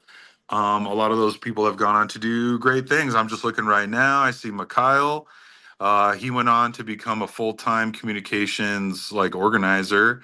Alex there, she's pursuing her PhD right now. She became an organizer. She served on the board of that environmental law center. John has gone on to make like more films and now is working for the city of Albuquerque doing community outreach and other things as well. So I'm proud of that whole crew and everything that they did. And then the families that were the plaintiffs in the lawsuit, I'm still connected with all of them. I talk to them when we talk about what other things we can do. In that area of town, we are focused on community gardens. We work at a number of school gardens in that southeast heights of Albuquerque that's most directly impacted by the jet fuel leak out there. So we're organizing there. We do food distribution every week, developing curriculum, implementing it in schools, making young people feel proud of who they are, their culture, their community, the history of who they are. So we're very much embedded, or there in that community that is our community, and like we just keep rolling. So this Kirtland thing has been a pain, but like we're moving. Okay, you can go to the next one. Solidarity, just shout out to you all. Um, Oh yeah, and then I don't know, like I missed it at the beginning, but I had like a little graphic just about the various like fuel like spills and things like that. I think that's the only thing I didn't talk about. Just that this like between that we it could be as much as 24 million gallons that's spilled. That's larger than like Exxon Valdez, which is like the more famous one, or the Gold King mine spill, which was Colorado New Mexico border.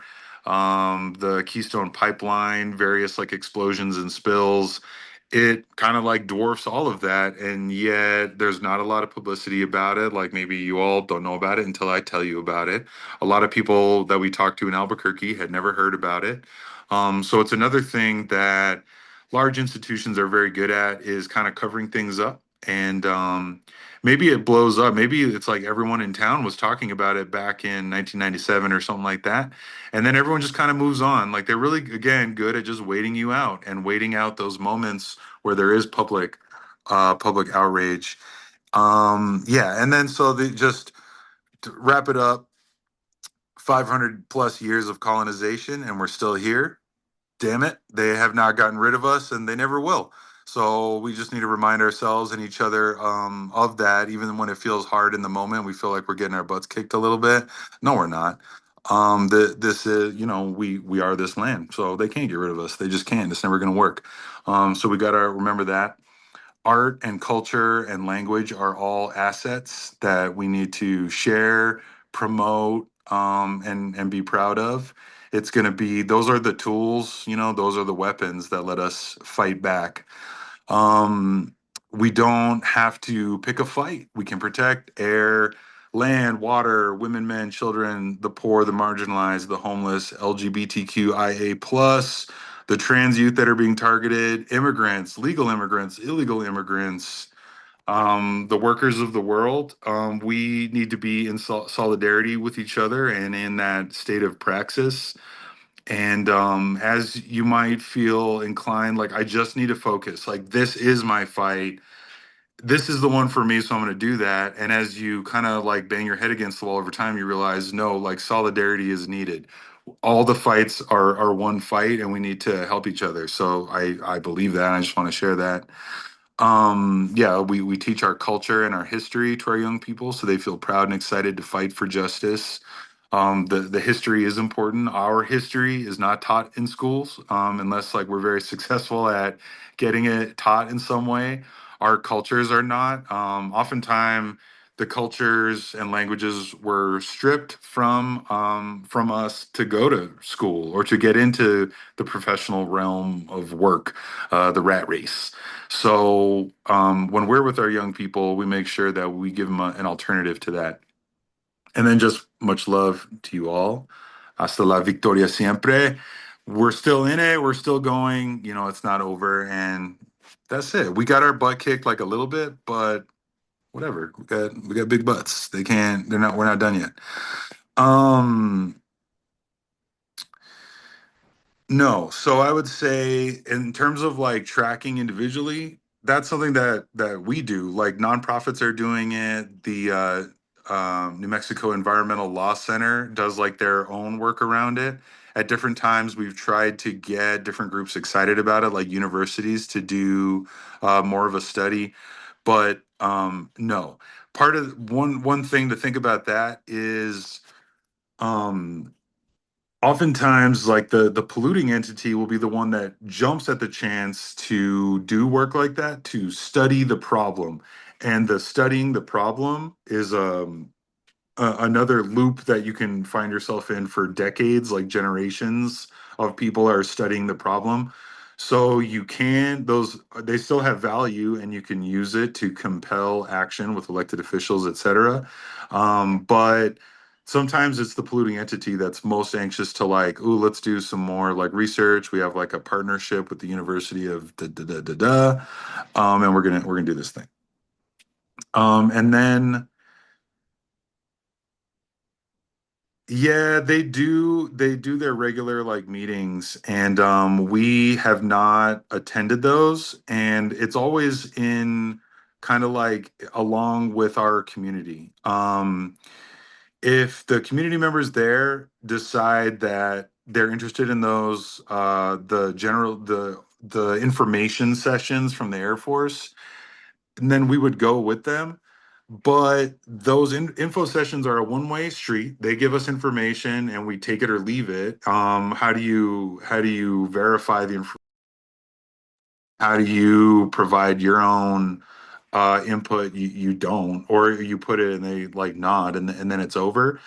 And like what you've seen as well is like there's a whole cottage industry that kind of pops up around this degradation of your community, you know? So we got suits making money, we got uniform guys making money, we got lawyers coming in, we got people researching it. Someone wrote a report, someone wrote an article.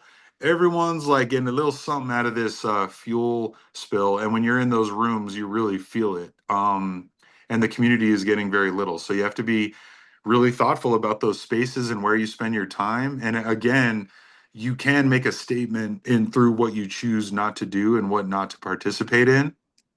And I mean, if you just get all your friends together in the park and like burn an effigy of the Navy, I think that was a pretty good use of your night. It's probably more useful than going to their info session where they put the thing and they have the placard with the thick print on the card stock and it's full color. Like, wow, you know what I mean? Like, I could have used whatever you spent on that. Like, this is bogus. So, when you do that over time, again, people get burned out by it and they don't want to go anymore. And we're not going to make them go to that if they don't see the value of it.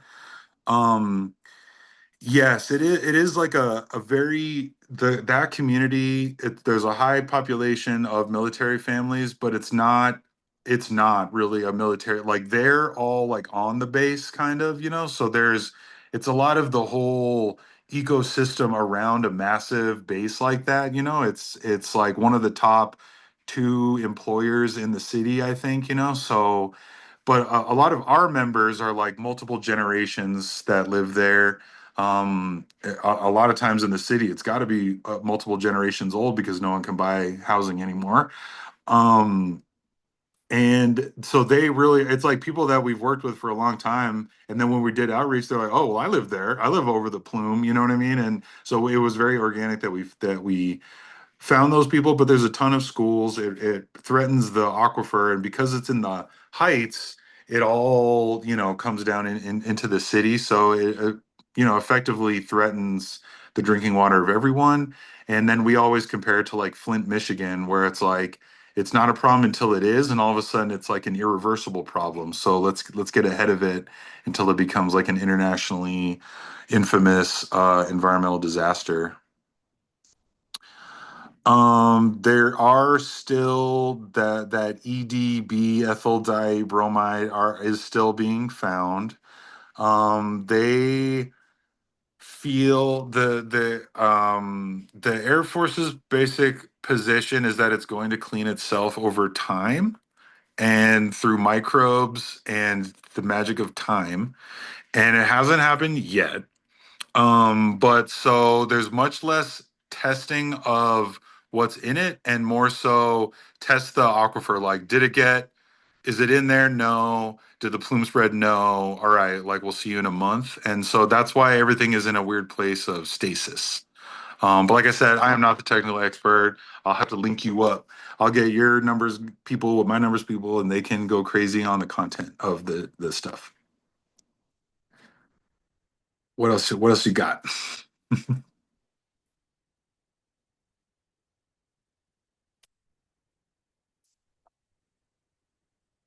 Yes. Okay. Yeah. We need to, Michelle could unmute folks. Yeah.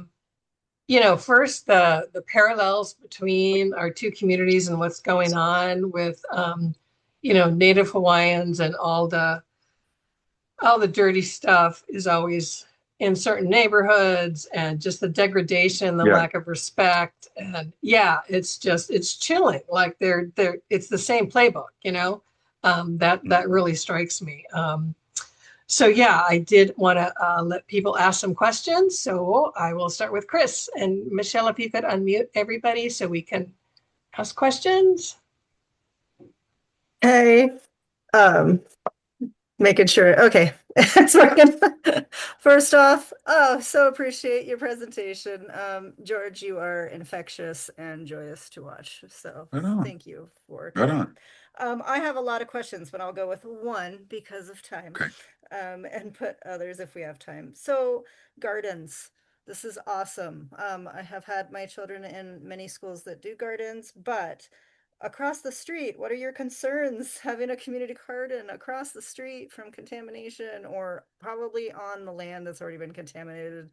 Are you using different soil options, water options so that you feel safe about the food you are growing? And what recommendations do you have about community gardens in contaminated communities? Yeah. Yeah, we are kind of upgrade of the actual plume, and we always like feel guilty because we're like really like pouring over the map, like, oh my God, are we really on it? No, I think we're like off it. It's just like our school partners that are on the plume, so we have to go warn them. Um, which was part of the work when the campaign was active, was going to schools and public areas over the plume and just letting them know, like, hey, we know the Air Force hasn't talked to you, so we want you to know that this plume is directly below you. And so as projects happen here, it's something that you should be aware of.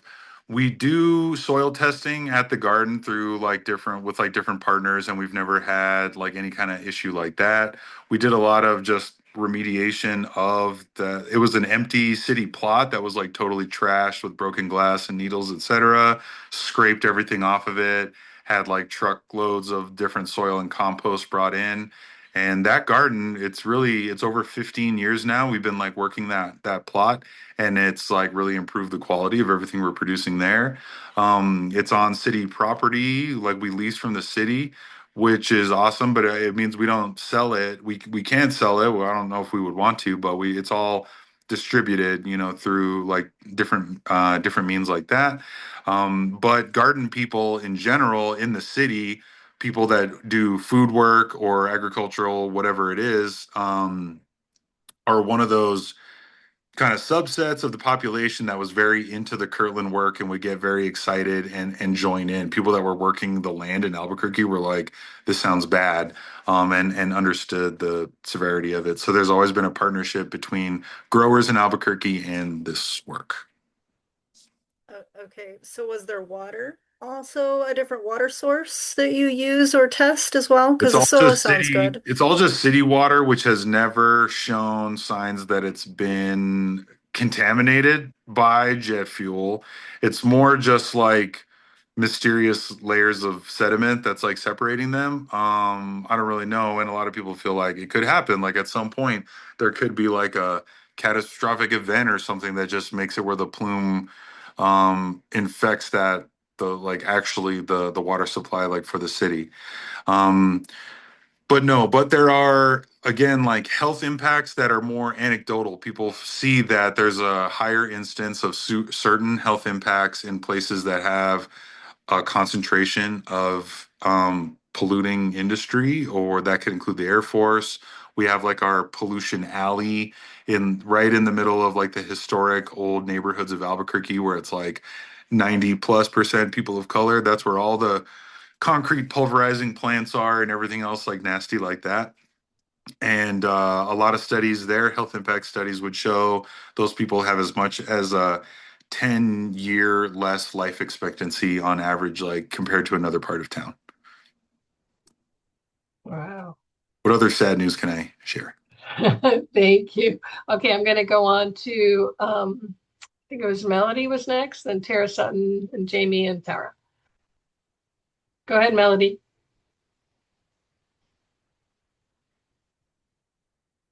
Oh, you're muted. Oh, thank you. Yeah, just thanking George. That was a very good presentation. We really appreciate you coming forward like that. Um, I guess you folks are very fortunate that you were able, or because of whatever you said, some sediment that was separating the spill from your water table, which is great because that is unfortunately not what we have here. Mm-hmm. And I mean, it's 24 million gallons. That's phenomenal over a period of 40 years. I mean, we've got not even a million gallons over a period of 80 years. But it's just quite the extent of such an oil spill being non-detected for that long. That's really concerning. And like you said, I've never heard of this. So you're right. The publicity is not given to something so vast like in an oil tanker situation as you have described. Um, I think what concerns me is that you weren't able to file lawsuits because we have here, we've got PI lawsuits for the non-military families. I myself have involved in a Clean Water Act lawsuit and a RCRA lawsuit as well, pending right now. So why weren't you folks able to do that? Or is it because at first I was thinking because the spill never hit your water, but then you're saying the community, the tribes, they are in certain areas, uh, uh, uh, life expectancy minus 10 years. Would that not be sufficient, uh, harm that could justify a lawsuit? I mean, sounds good to me. I'm not a lawyer, but yeah, let's do it. Let's bring it back around, and sue them again. I think that part of the thing that has stalled it is again that the military is has a cleanup plan that's underway. And that is how they avoid a lot of accountability, I think. It's sort of like, well, we're doing a cleanup job, and our whole position was always it's not fast enough, it's not aggressive enough, and we don't even have enough information to actually know if it's happening. And there's no community oversight. It's all just the Air Force like reporting on themselves. So really, we always just wanted improvements to the steps that were being taken. And that was where it kind of fell through for us to be able to do that. One dynamic of that area of town is that it's more transient compared to other areas. Like people move a lot. So it is a place where like families are moving through related to like that like military structure and everything, students. It's a ton of low income housing, which is generally more turning over a lot. And that's been one of the dynamics in the neighborhood where it's hard to build up like pressure over like several years, keeping people involved. So that's been like another challenge, sort of. I do think that thinking about like what Patty was asking around, how do you do it, like increase the pressure? Um, I do think sometimes it means abandoning their process and kind of, saying more so building a public education campaign around there is a horrible environmental disaster happening and it's not being cleaned up, and that you're constantly forcing the Air Force to respond, saying actually we are, but they can't point to say, and everyone is being a part of it too. They're coming to our meetings. They signed off on the remediation plan that we produced together. That's the other side of not going to their stuff, is then doing your own thing, hosting your own like press conference somewhere else, like on your home turf, hosting public meetings, town halls, and things like that, that where you don't invite officials from the Navy. Sorry, I'm probably confusing Air Force and Navy a little bit as I talk, but just creating your own process, your own set of demands, and then go to elected officials with them. And the electeds will want you to deal with the Navy like no one really wants it to be their job, kind of, but you have more oversight and accountability between you and your electeds than you do with the military officials. So get like put the pressure on them and make them be your the go between to help you negotiate, but based on what your demands are, not responding to the information session that the Navy lays out. So they're really good at it, though. They've been doing it for a long time. And just to say, it is sad that we're all dealing with it, but it makes me feel good too. There's more solidarity in that. Like, and just think of what the U.S. military is doing all over the world. All kinds of people are just like us, and we're in it together. We're going to rise up, and it's going to be good. Okay, next question that I can half answer. Great. Now, I'm sorry, who is next? Is it Jamie Simic? And Jamie is one of our Community Representation Initiative committee members. She didn't get to introduce herself earlier. So go ahead, Okay. Jamie. Yes, I apologize for being late. I was getting out Okay. of work. Okay. As an affected family member, you mentioned the health impacts and that there are health surveys. Are you able to speak to any of the health impacts or commonalities of health symptoms or issues that they have going on or continuing to have going on? As one of the things that the military stands on in our situation is that there is no information on health impacts. No, we need more. Really, in talking even about health impact studies we've been a part of, those are for a different part of Albuquerque that has a ton of polluting industry in it. So the county has taken an interest in that. That has been a longstanding area of work of ours, and that's along in the San Jose and Mountain View neighborhoods of Albuquerque. We have more health data for that area that we've used to try to improve air quality protections specifically, but we don't as much for the neighborhood that's affected by the plume. We don't have a lot of good data on how it's affected them.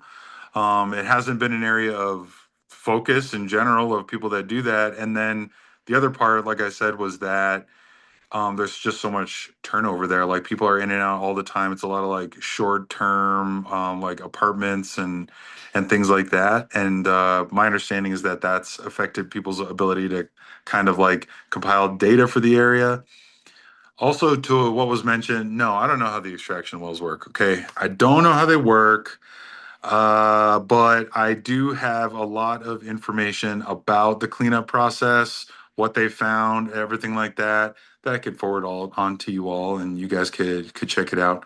So I that can be one of the things I do to follow up is give you more of the technical data, and you guys can check it out. That would be fantastic. Thank you. Okay, Tara Sutton and then Tara Rose. Thank you. It's nice to meet you. I appreciate your presentation, and I definitely appreciate a lot of the perspective that not only you're bringing, but are encouraging that people in this community adopt. I am curious in a few things. I work for the University of Hawaii, and I'm filling in as a CRI member tonight for somebody who was absent, but I did drink the fuel. And one thing that I hope that your community would be able to take advantage of is the university there in Albuquerque that is a research university. You could find some really fired up grad students who need research projects and um, recruit them into, the work, just as an idea, but also what I do for the university is I am the director of community engagement for the Red Hill Registry, which is designed to track the long-term health outcomes for people who were on the waterline and were exposed, and we don't know the long-term health effects, and so wanting to document stories and keep that. One of the things, this isn't a question. Well, I think Stephanie, she's a coworker of mine and a fellow community member, asked in the chat if you guys had a registry in your area to monitor and track the health outcomes and see if patterns arise. So I'll let you answer that. But then the last thing I wanted to let you know is that our website has access to resources that the feedback that we received from the community is that anything that we provide as a resource to people who would enroll in the registry be available to anybody. Because we recognize that the spills have been going on for decades. Water is fluid. One person on one side of the street is considered on the water line, but somebody across the street is not on the water line. How does that work? So long story short, the resources that we provide and make available to our residents, you guys could easily go on our website and search, because our resource is nationwide and has actually been utilized in a lot of different parts of the country. I think we've had people take advantage of the website in 49 out of 50 states, but that's at redhillregistry.org. So I hope that can, maybe be useful for your community. I don't have anything else to give, but anyways, I'll Great. let you answer about health impacts. Thank you. That's awesome. I really, I think that there's little threads that are going to lead to different things between our communities, including resources like that.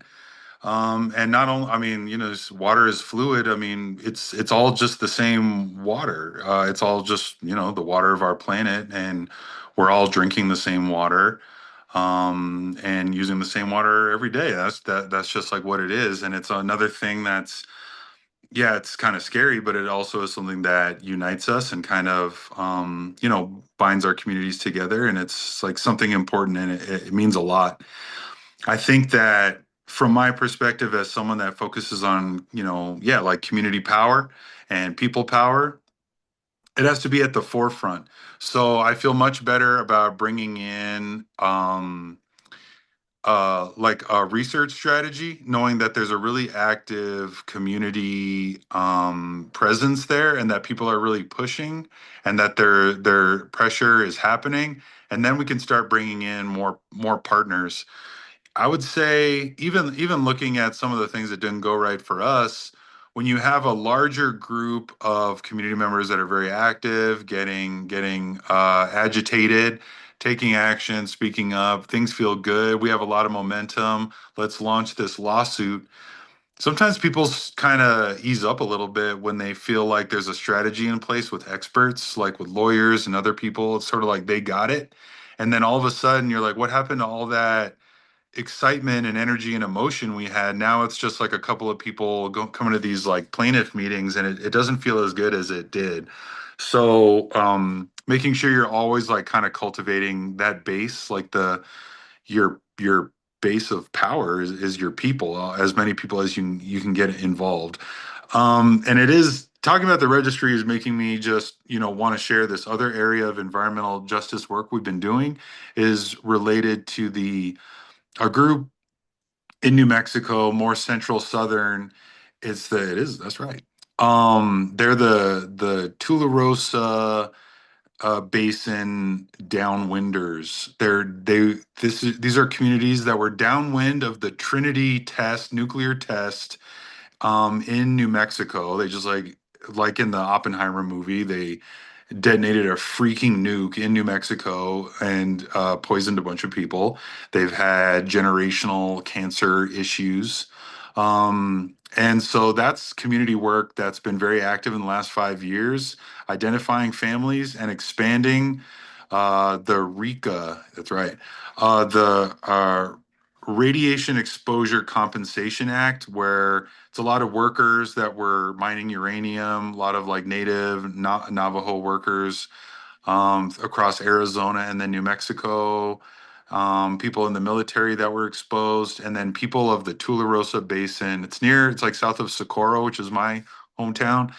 So they did a lot of organizing work, got the federal delegation for the state on board with it to really push. They expanded that RECA, that bill, so that more money would go out to more families.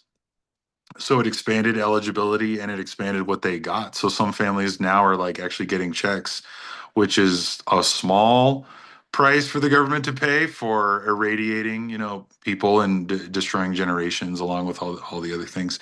But that was really great work. And it continues right now where we're still identifying people that were affected, and a lot of times, like they'll come into the office and we help them with the paperwork, and it's really cool. You're just getting like elders from around the state who are impacted, who can tell you stories about what happened, even what happened that day that they nuked New Mexico, what they saw. But anyway, that was like really cool work, and I wanted to share that as an aside. Thank you. No, that's fascinating. I'm learning so much. Tara Rojos, you took your hand down, maybe. Go ahead. Ok, hola, George, muchísimas gracias por estar aquí y por compartir la información. Solo quería decirte que sigas, ¿verdad? Y sigan ustedes echándole ganas y quería darles ese ánimo y que la información de redhillregistry.org está muy buena. Y, and the rest I'm going to say in English, but I just wanted to give you that just to know there's solidarity Gracias. here. Yeah, about just a couple comments that everything you just said, we feel it like 100%. And what you said about just the playbook and they just try to, like to tire you out, that I just realized that too, not just, but then I realized that after having gone to so many different meetings, including the one for the Red Hill, as well as other issues here in Hawaii, where it's only they'll present you really beautiful, presentations, something happens, and then to get anybody to take accountability, whether the EPA, the Department of Health, or the military, or other entities. So I just wanted to let you know that, yes, it does happen. However, the other part of what you said was also true, where it's the people and the connection and standing in unity. For example, Susan is at the neighborhood board where I'm at as well.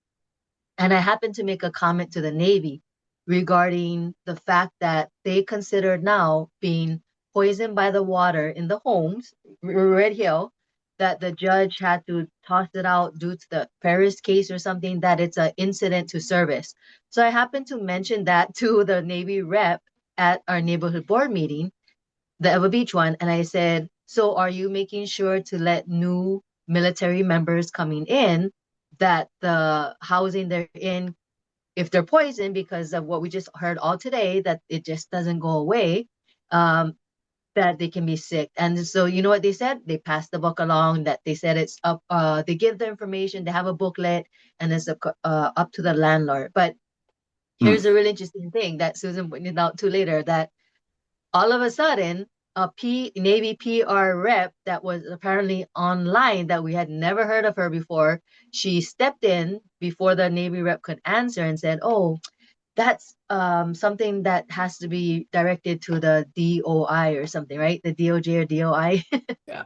It was really crazy that they have PR reps now monitoring the neighborhood boards, so that according to what they had just come up with in that case. But we just got to keep going, and the solidarity just got to keep building.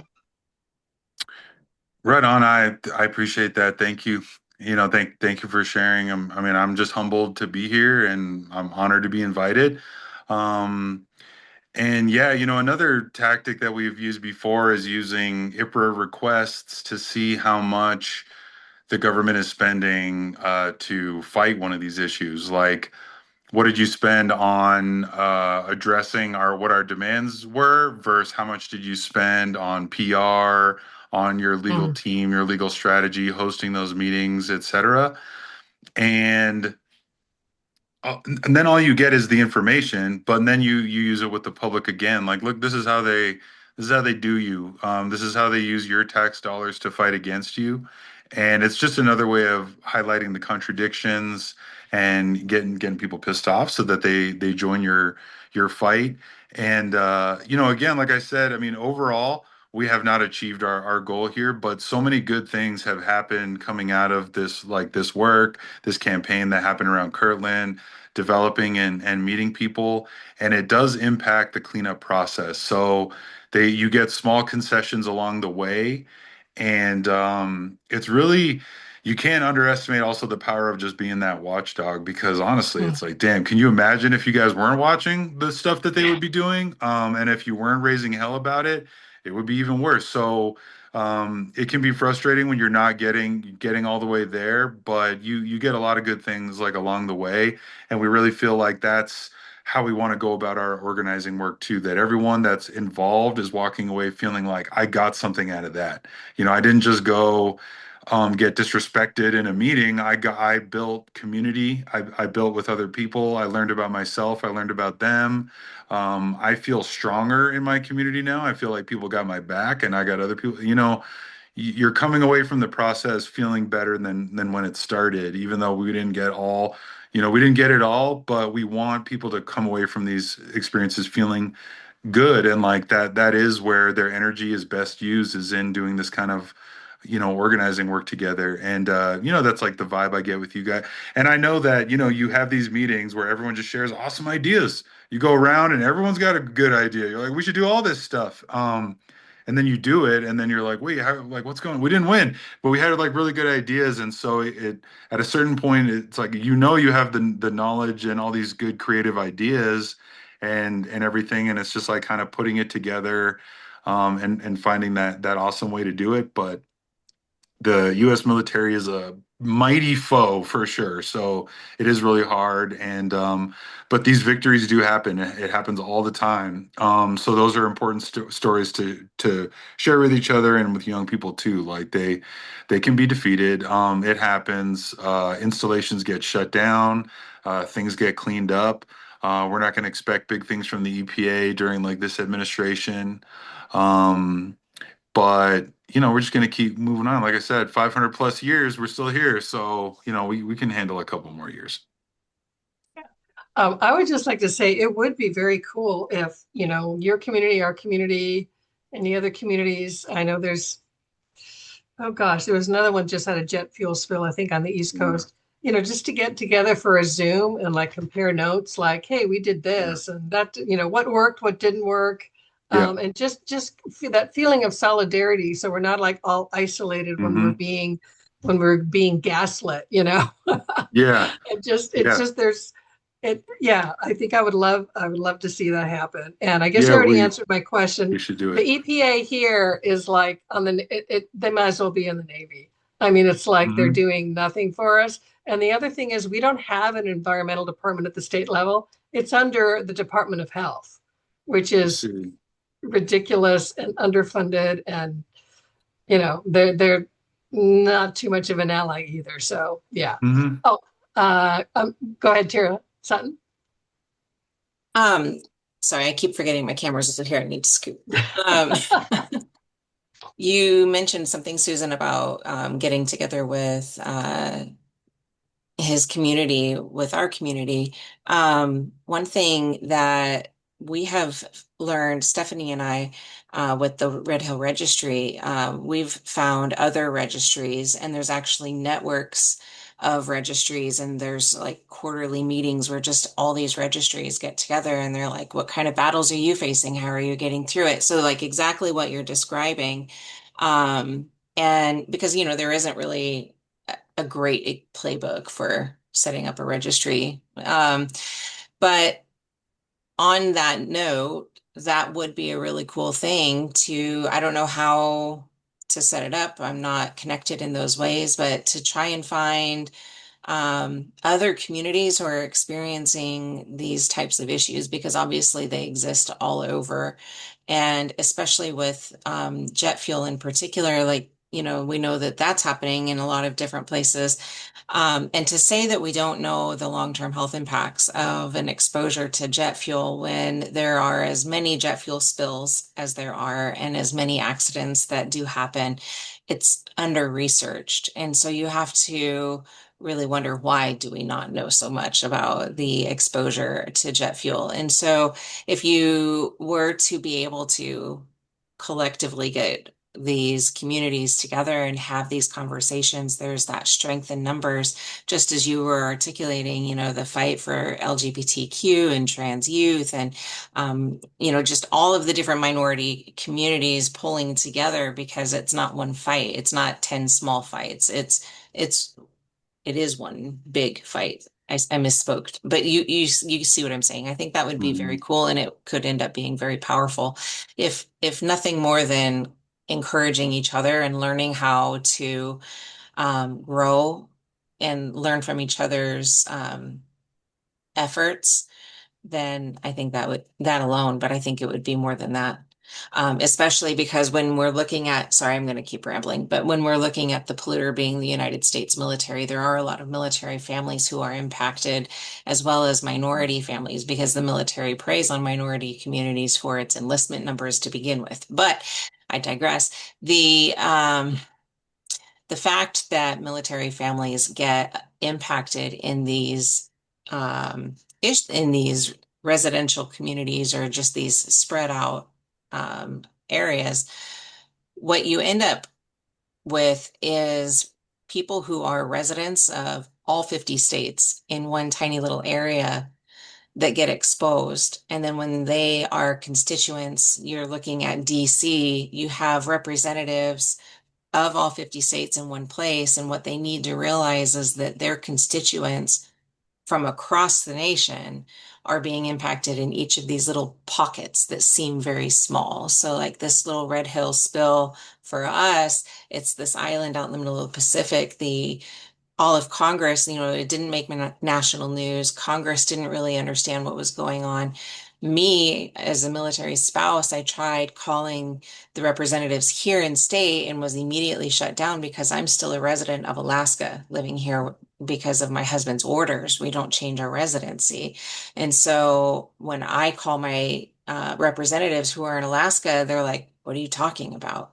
And so connecting these communities, especially when it's a military issue, can really bring some strong solidarity in that way too. I think that's a good idea. I'll shut up now.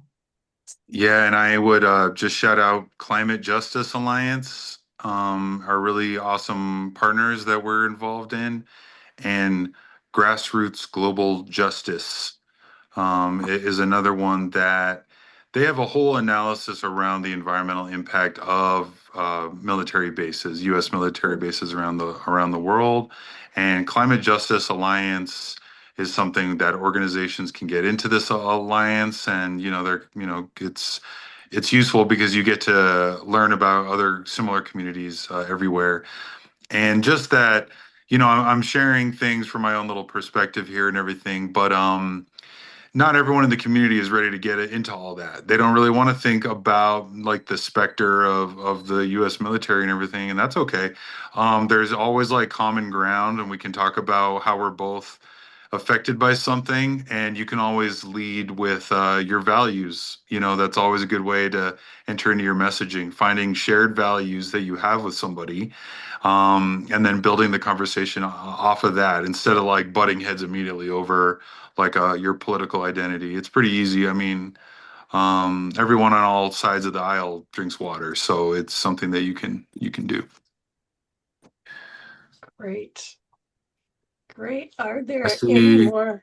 Michelle's hand, and then there's a few, and yeah, we Oh, can get through it. We'll wrap it up. I know okay. everyone wants to do whatever.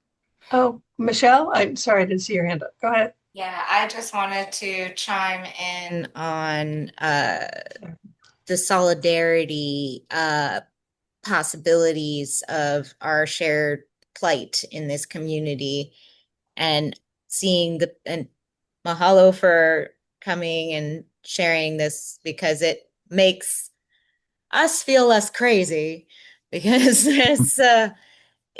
there's patterns that once we reach out and do have these meetings with other communities that are facing similar challenges with you with the military, we will probably find more parallels in the way they disseminate information.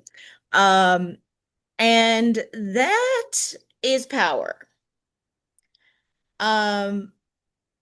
So a more national community representation initiative where we who have these communities with these shared issues can come together and compare notes. I'm all for that. What that could look like for ease, I could create us a little Facebook group and we can commiserate there. And we can share that out. That's just one little way.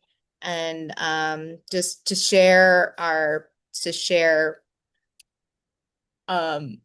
plights and information. And yeah, I'm just really grateful. It's not, I don't like that that's a struggle and it's happening elsewhere, but I just want to commend your wins. Your wins are a strong uh, community projects that are super successful. I would love to see that happen in my community as well. Was organizing water distributions in my community. And then I have physical symptoms where I could not physically continue lifting 50-gallon jugs. So, and, and, and like it happens where, it ebbs and flows.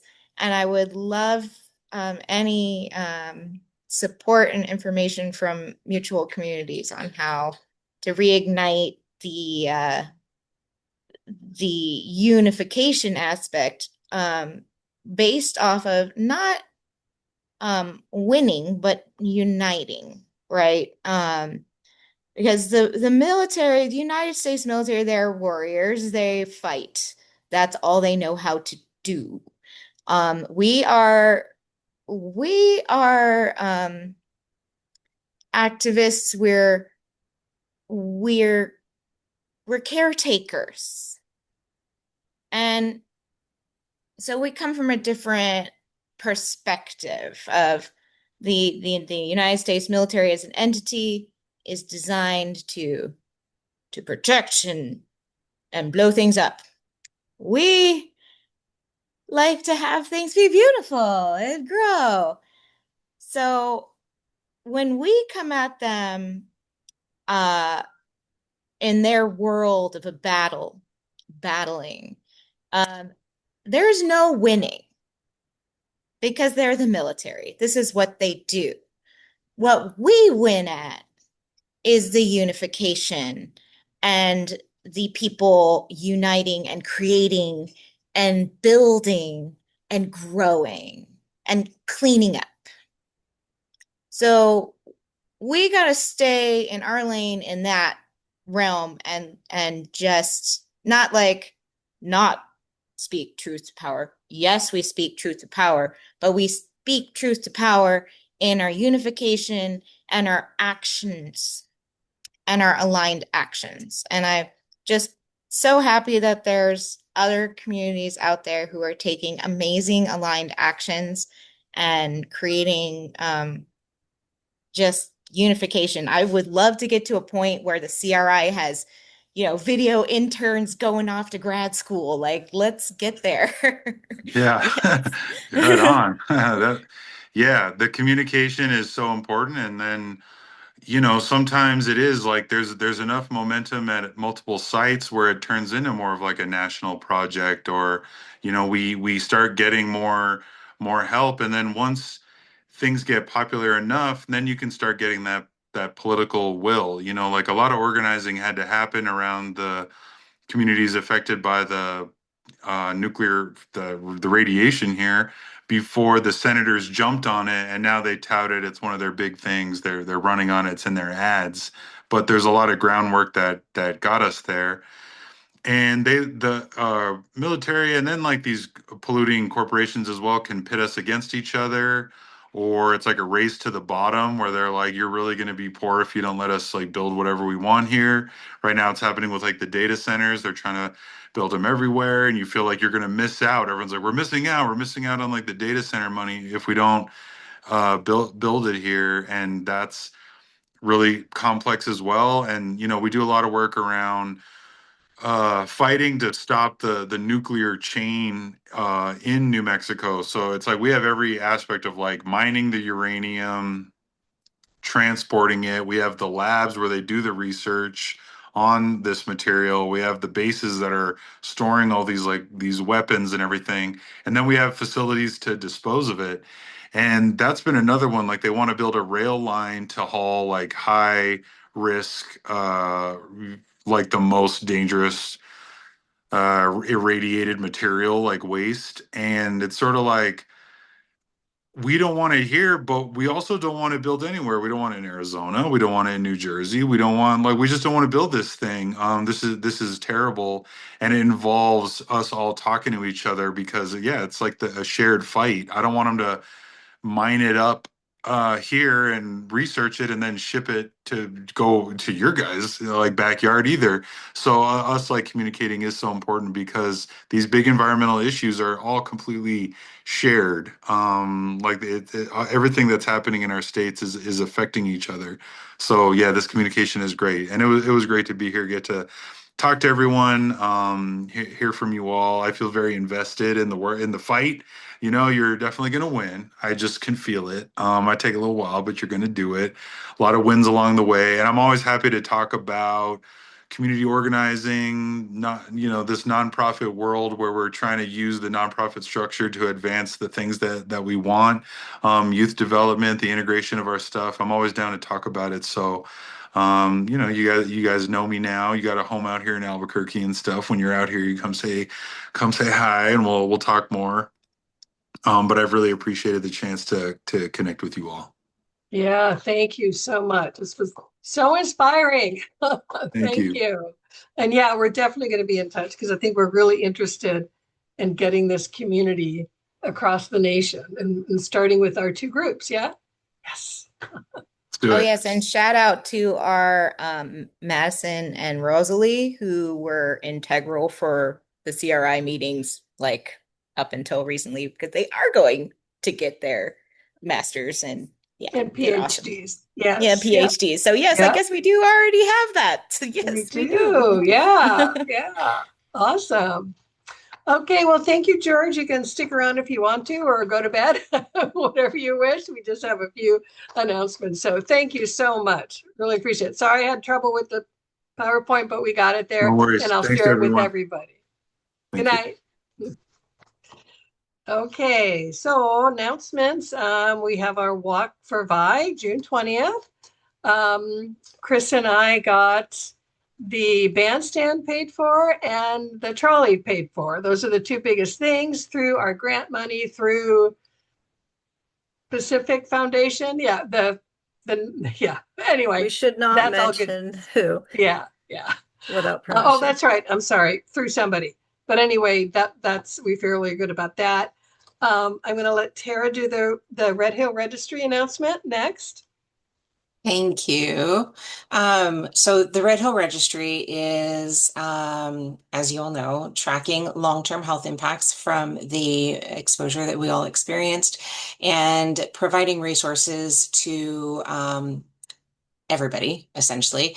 But it was set up for providing resources for those who need it based on this exposure. But as I said before, we are actually seeing with the data tracking, I don't know, like how you look at metrics with website clicks. I have no idea how to think about all of that, but we're actually being utilized in communities that or by community members that aren't necessarily Red Hill.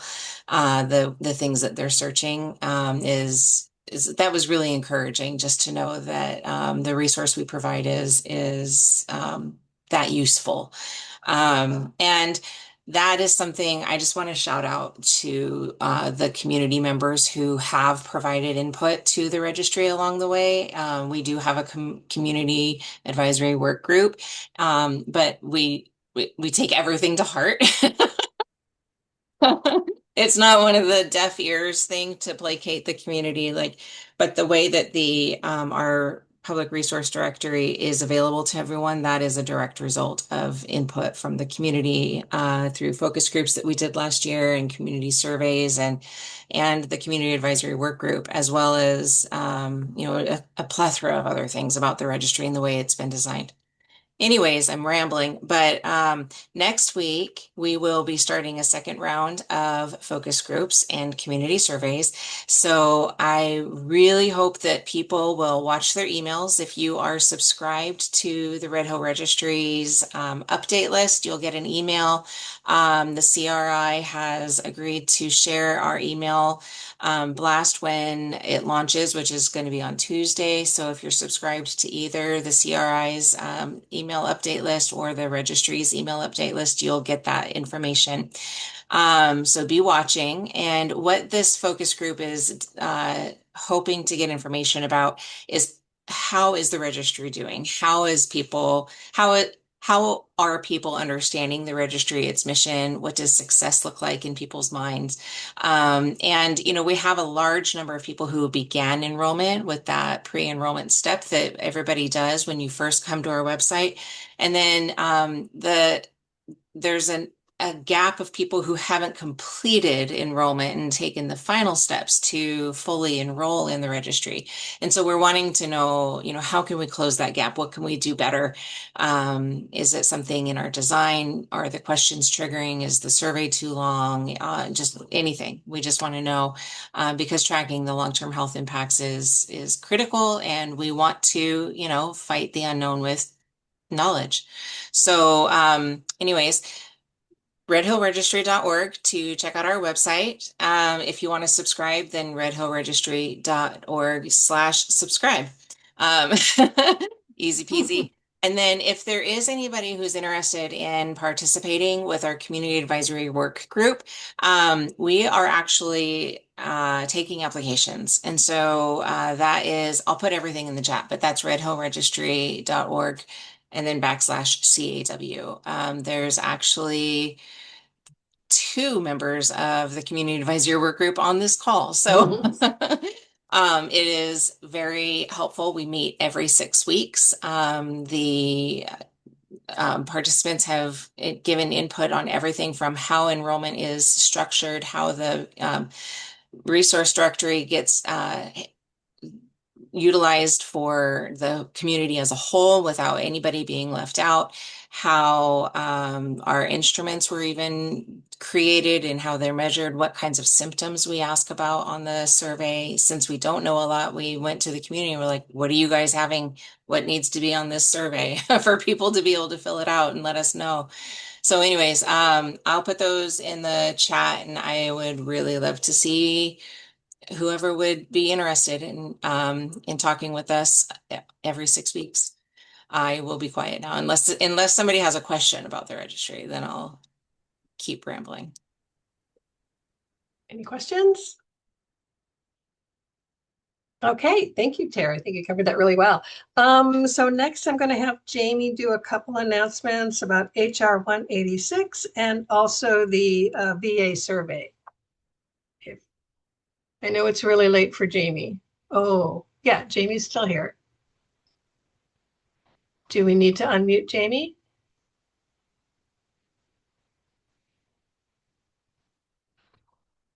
Jamie, are you there?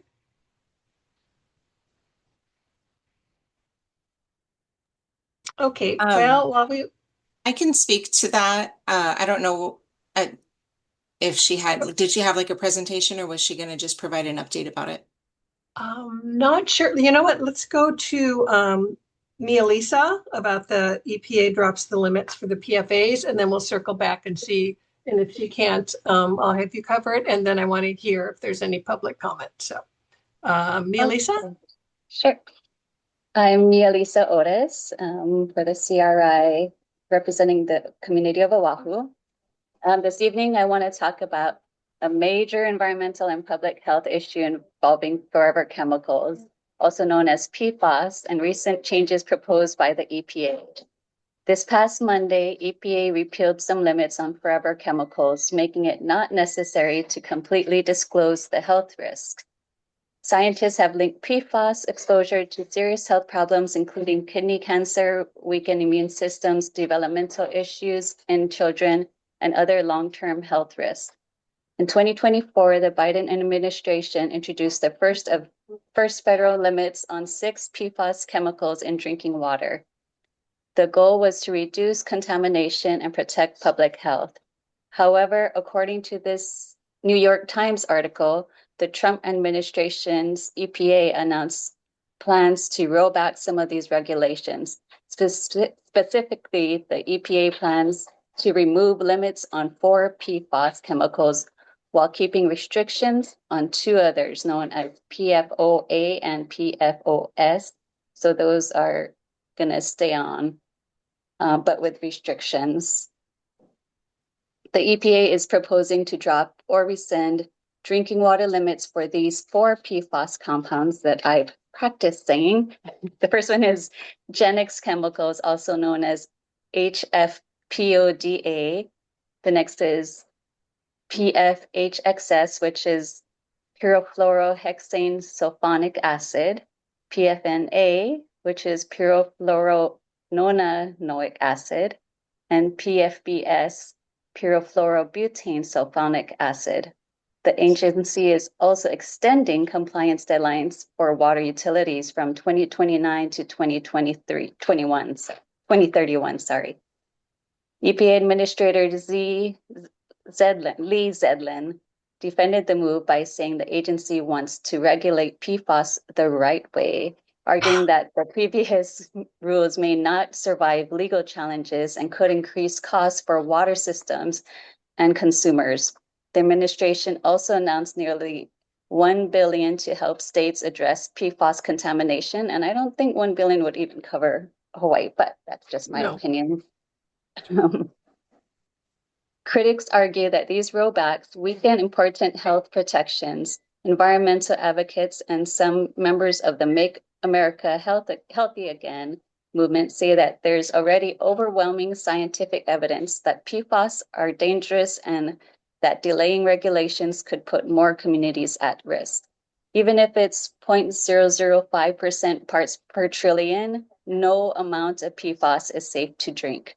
No matter where people stand politically, one thing is clear: PFAS contamination is widespread, and decisions made today will affect public health and environmental safety for generations to come. Mahalo. Thank you, Mia Lisa. And that is so. Sorry for the bad news. No, it's incredibly disturbing. And last night at the Restoration Advisory Board, someone asked, John Chestnut was one of the EPA people who flew in from San Francisco. And yeah, Kyle asked him, so what impact is this going to have? And he didn't know. So, it's horrifying. But thank you for letting us know and explaining exactly what all that means. It's pretty horrific and disappointing, but yeah, it is what it is. Yeah. And I guess we'll find out more as we go along. Okay, is Jamie back? It's really late there. Maybe she's stepped away. So yeah, maybe Tara Sutton, if you could maybe talk about what she was going to talk about. That let's see, it wasn't a bill, it was a resolution. HCR 186. Yeah.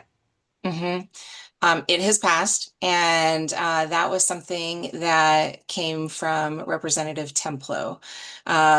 She came and was listening to me talk when I was at the Capitol for the registry, and she asked, "What do you guys need?" And she listened. Boy, did she listen. So that resolution actually asks that the secretarial designation letter gets renewed every 2 years instead of one, so that it promotes greater continuity of care. And it also asks for there to be more collaboration between the military sector and the civilian sector of healthcare. And it even goes further to ask that they find a way to um, allow people to see their own doctors and not have to see military doctors. There is an appreciation that, for the effort that is being made for healthcare to be provided. But the thing is that these secretarial designation letters do create barriers for people to utilize them. If somebody lives 6 hours away from a military treatment facility, or, it's their small child that needs to see the doctor and it's 6 hours away, there's no travel cost, there's no per diem there, and there's so much. And then another thing that we learned through just going from the Red Hill Clinic to Tripler, if you were a patient at the Red Hill Clinic, they referred you only to Tripler. And then eventually Tripler lost all their neurologists down to one neurologist, and all of the patients who were not active duty were kicked out. And so myself was one of those people. I have some neurological effects from the exposure, and I see neurologists. When they stopped seeing anybody that was not active duty, I was like, but I'm Red Hill.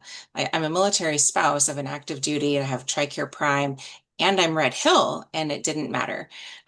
Somebody I know who had epilepsy, but she's a spouse, she was kicked out. And so there was no warm handoff provided. There was no continuity of care set in place. I got put on a wait. I, called all these neurologists around town, and I was put on a wait list for a year to see the next neurologist. That's how long it took. The civilian system was just overwhelmed here. And that could happen at any military treatment facility. And so that resolution, the fact that it passed and the things that it asks for, it's huge.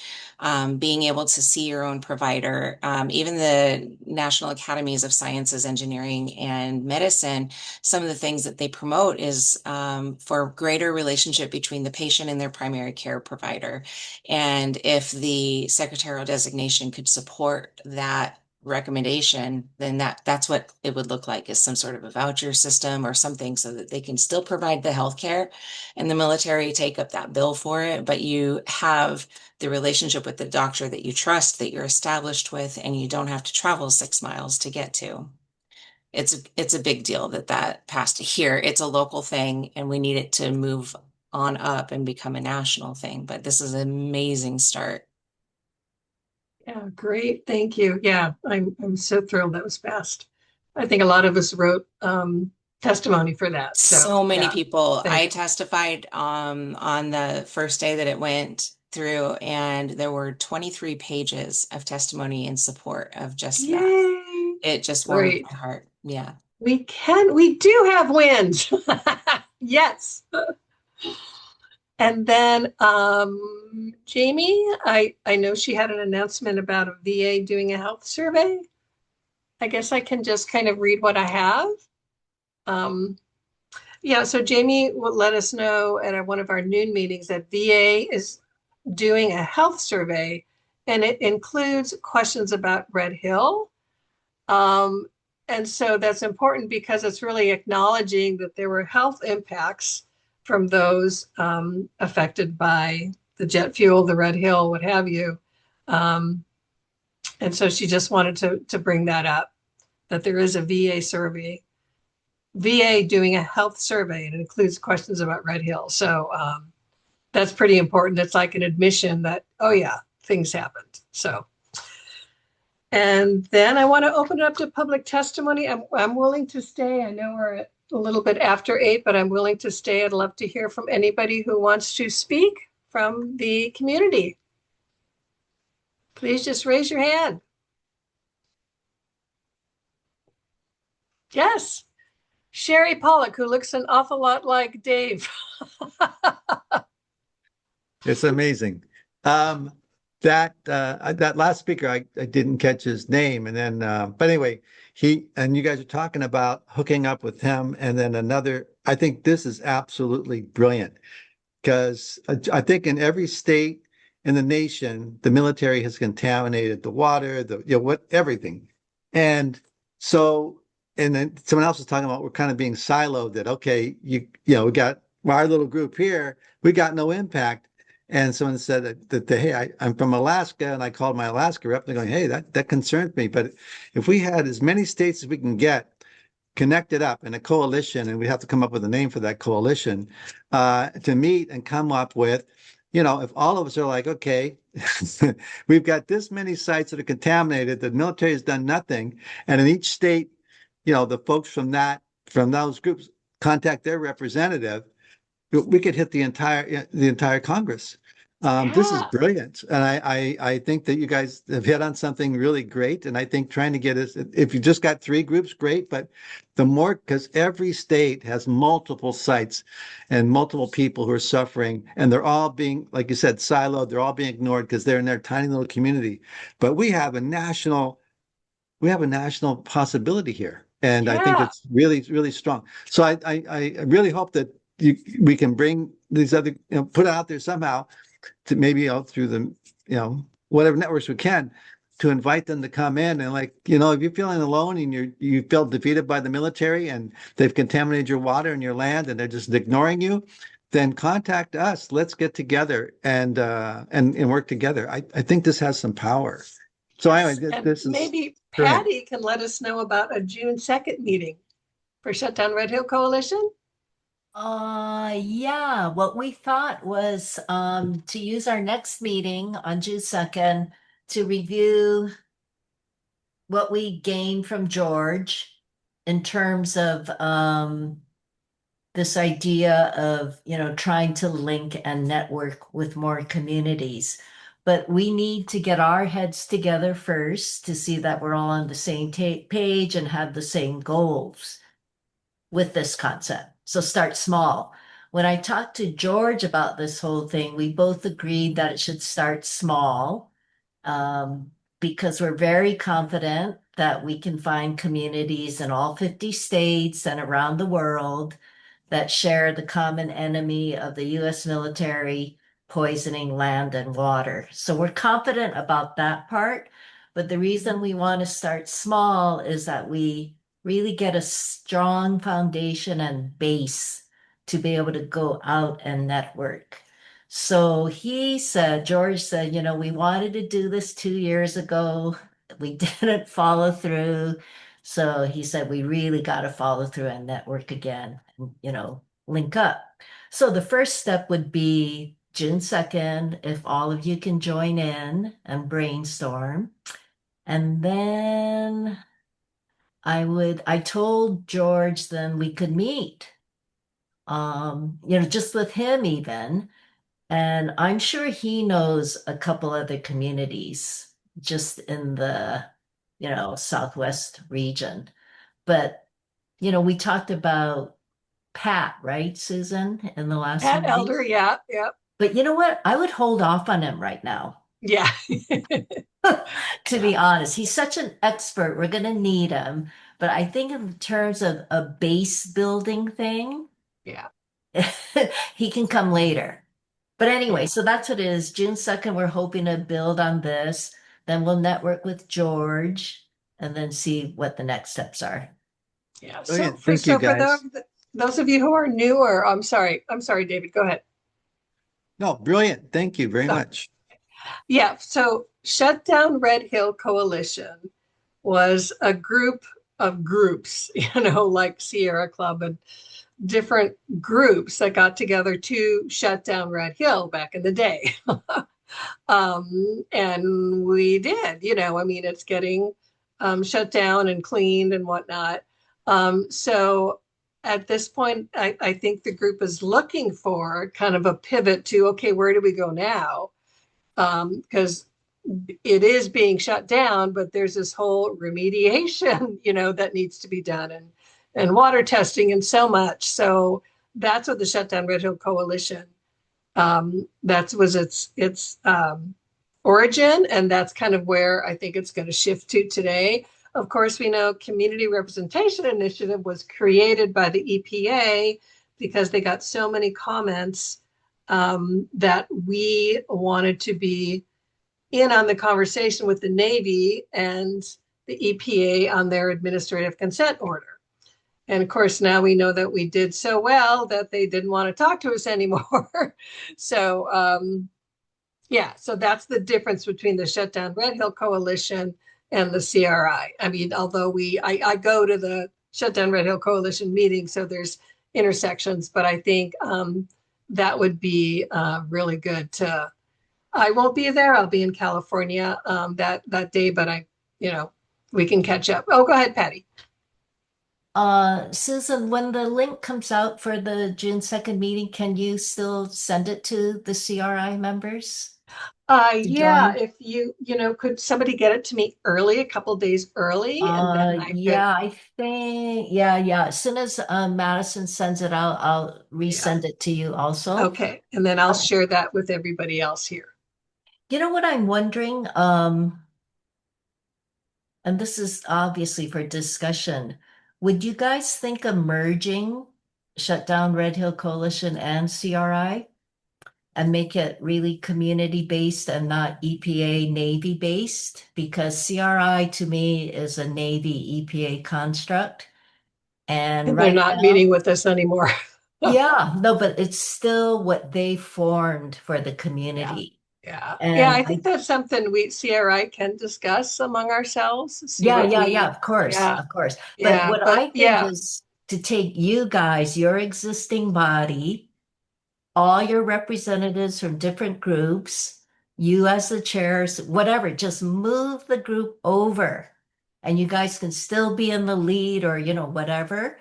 But it's just to make a political statement to Josh Green and everyone else that we're going back to the community and we're not going to play the EPA Navy game. Yeah, we're And not it's going sort to of what chase after them.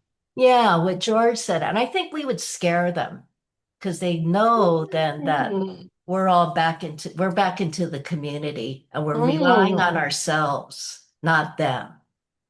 And I think we'll have more power. But anyway, I think just take this group because you guys are functioning and merge it and you guys can still be in the lead. Yeah, and we'll talk. We can't make a decision right now, but yeah, very good idea to take into consideration. Michelle. Patty read my mind. This whole call, where are we going next? And that is a great topic to discuss and that's part of the unification process. So, having another meeting, on that with all shared groups, I saw Maisie Hirono in the airport on Valentine's Day on Maui, and I went up to her and was telling her about how the Community Representation Initiative had been dropped by the EPA, and her first comment was, I don't know, there's so many Red Hill groups I can't keep track. That speaks volumes. Yeah. So, yeah. Yes, unification. I personally, as a member of the CRI, member of the affected community, feel that that is a great concept that we will definitely talk about and explore. Yes. And what that looks like, we'll talk about. We would definitely be scary for the powers that be. Also, uniting with like groups and like our friends in Albuquerque and elsewhere is amazing.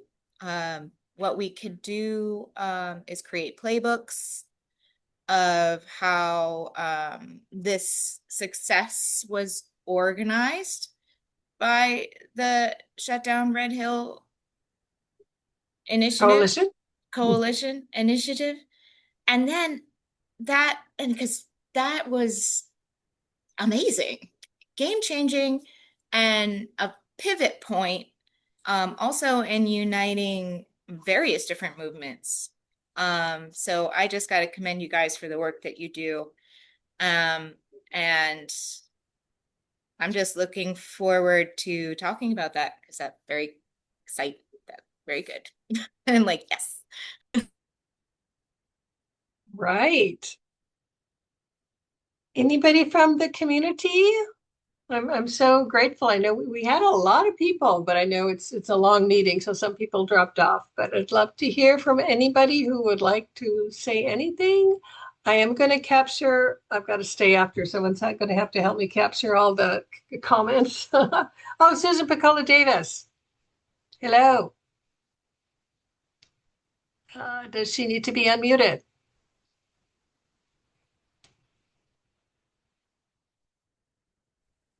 Hi, can you hear me? Yes. Okay, I just put the link inside the chat for the VA survey that Thank Jamie you. was talking about. Well, Jamie didn't talk about it, and I don't think you got it. So while you all were talking, I just went online to find it so that people would be able to click on it. Oh, it didn't work. Okay.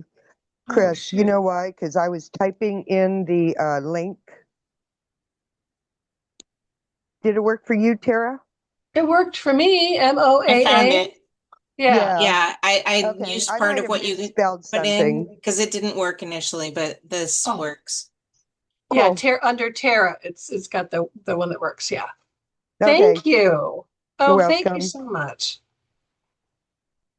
Appreciate that Did I say greatly. something about Mia Anything. Lisa's presentation on PFAS? Yes. The really important takeaway from her presentation isn't the loosening of the restrictions, because that's important too, but maintaining the PFAS for PFOA and PFOS at the same limits right now, because the wells that the Red Hill wells, those are the two PFAS that are being most frequently found based on my research. Thank you very much. So the PFOA and the PFOS, yeah, those seem like the ones that are, so they're keeping that at the same limit. Right, and I put it in the chat, but I think there's so much chat going on that Yeah, I you know. I need to can't review see it it. after the, So yeah, okay. they're not messing with those two. Okay. And from what we've been finding at our RAB meetings is that those wells, the most frequent are the PFOA and PFOS. Interesting. Okay. So it's a good thing, but it's also a scary thing. Yeah. Yeah. Because Right. in the article that Mia Lisa read, they didn't give us the real names, like the acronyms for those that she was talking about. They kind of didn't get really specific enough for me. So the only thing that jumped out at me were the two that are not being touched. Okay. So at That's least it for there's a little bit of good news.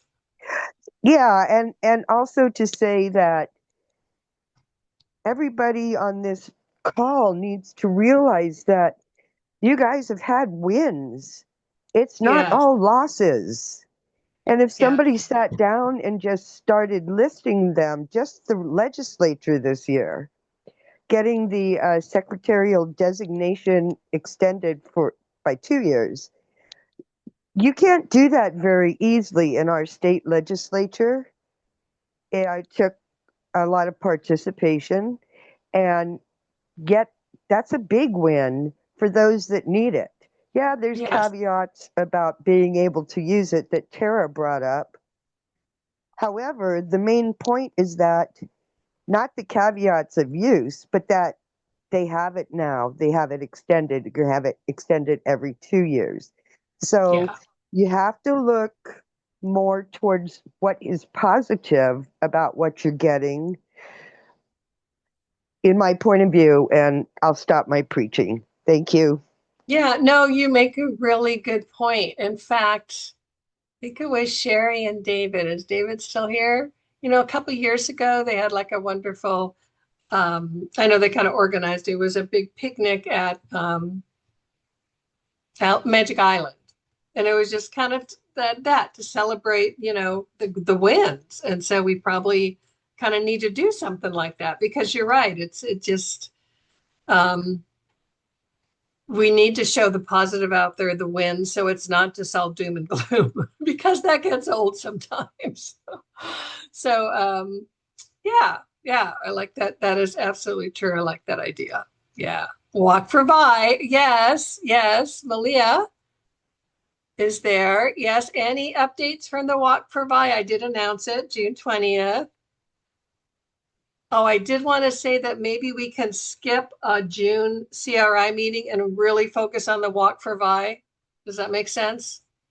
So we can get as many people there as possible. That'll be good. Yeah, I'm going to Sheridan Street tomorrow to drop off the paperwork.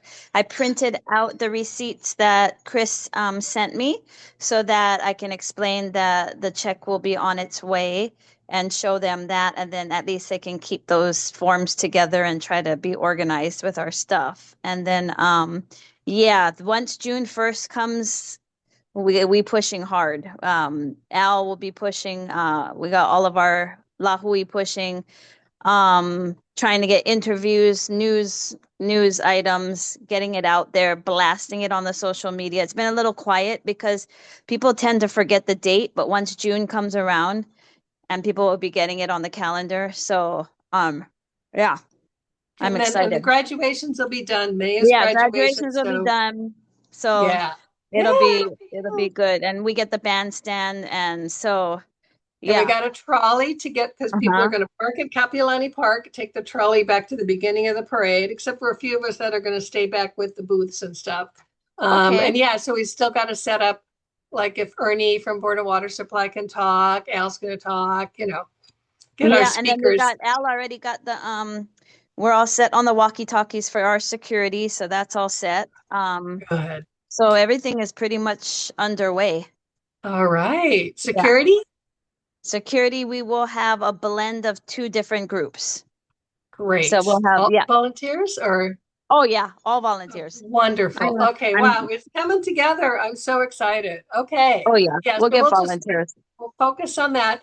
We'll do the, like I said, the shutdown Red Hill meeting and then talk about how we can create this national alliance. But yeah, I really do think for June, we got to focus on the Walk for Vi. I think it's going to be great and amazing. Yeah, and Ernie already RSVP'd, so he's there. His little group is there. So yeah, we'll get some, hopefully maybe some newer politicians that are running for things Oh, that yeah, it's need our support. election. Yeah, it's election time, and we have some some really good OHA candidates. So we'll reach out and see if they want to walk with us, you know, and then get their names out there. So we can try Yeah. to get some changes in not just OHA, but you know, our legislature as well. So we'll see. Absolutely. Yeah. Mm. And then, Michelle, were you able to get the dance group? Maybe? Oh, Cheryl had a big project last month, so I'm hoping she will return my emails too. Oh, okay. No problem. No problem. Just so anyone else have anything they want to talk about? Tara Rojos, I'm so happy you spoke in Spanish to George. That was so awesome. Mahalo nui. Oh my gosh, you could tell by his face he appreciated it. So thank Yes. you. I just wanted to thank you for coordinating this, Susan, and getting these speakers and whoever you've been in touch with to make this meeting. It was a great meeting. And I want to Yes, point out ma'am. Wayne's note on the PFAS thing is, yeah, it'll impact Hawaii, and not, it will. So I'm glad he made that notation. I would love to see these two people back at some point, maybe of their own, one meeting at a time, one per Yes. person Yeah, it's a little meeting. too much for one. I think it was, but it was okay. It's okay. Yeah. Yeah, and I do Great. I think it was Michelle put that idea in there to have her come and talk about the thermal, that last idea for cleaning up the aquifer was a thermal sort of thing.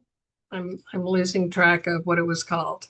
But yes, and that would be good. And that sounds like the Vi authority kind of dissed it, but she disagrees. And it's, yeah, I would like to hear more about it. And if that's something we want to promote, then that's probably important that we educate ourselves on it. Yeah. And thanks to Patty for getting George. Oh my gosh. Thank you, Patty.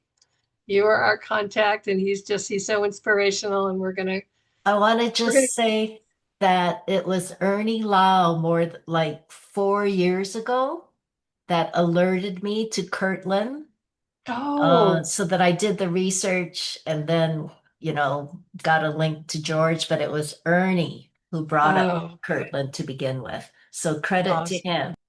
Yay.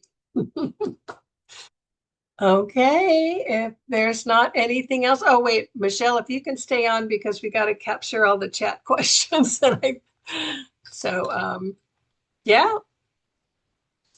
Thanks to everyone. I'm going to stick on to try to get all these chat questions. And yeah, thanks so much, you Thank guys. Great you. Thank meeting. you, We had great Susan. attendance, Mahalo. right? Mahalo. Thanks, Susan. Yeah, Yeah, did Thank you, anybody count Susan. at the beginning how many people we had? It was There was about over 33. 30. Yeah, it's about 33, I think. 33. Yeah. Oh, that's so great. That's great. Okay, Yeah, that's I it. wrote That down might be our 32 on one record. point because I was wondering, and it dropped down to what, 21 or something near the Yeah, end, but it out got, of that's 15 okay. minutes. Yeah, the last Yeah, hour. granted it is a weekday and people got stuff. Yeah. Yeah, Appreciate everyone. I'm going to stop the that's right. recording now. Thank Okay, and you. then Michelle, can you show me how I can copy? I used to know how to Thanks, do this. everybody. Really appreciate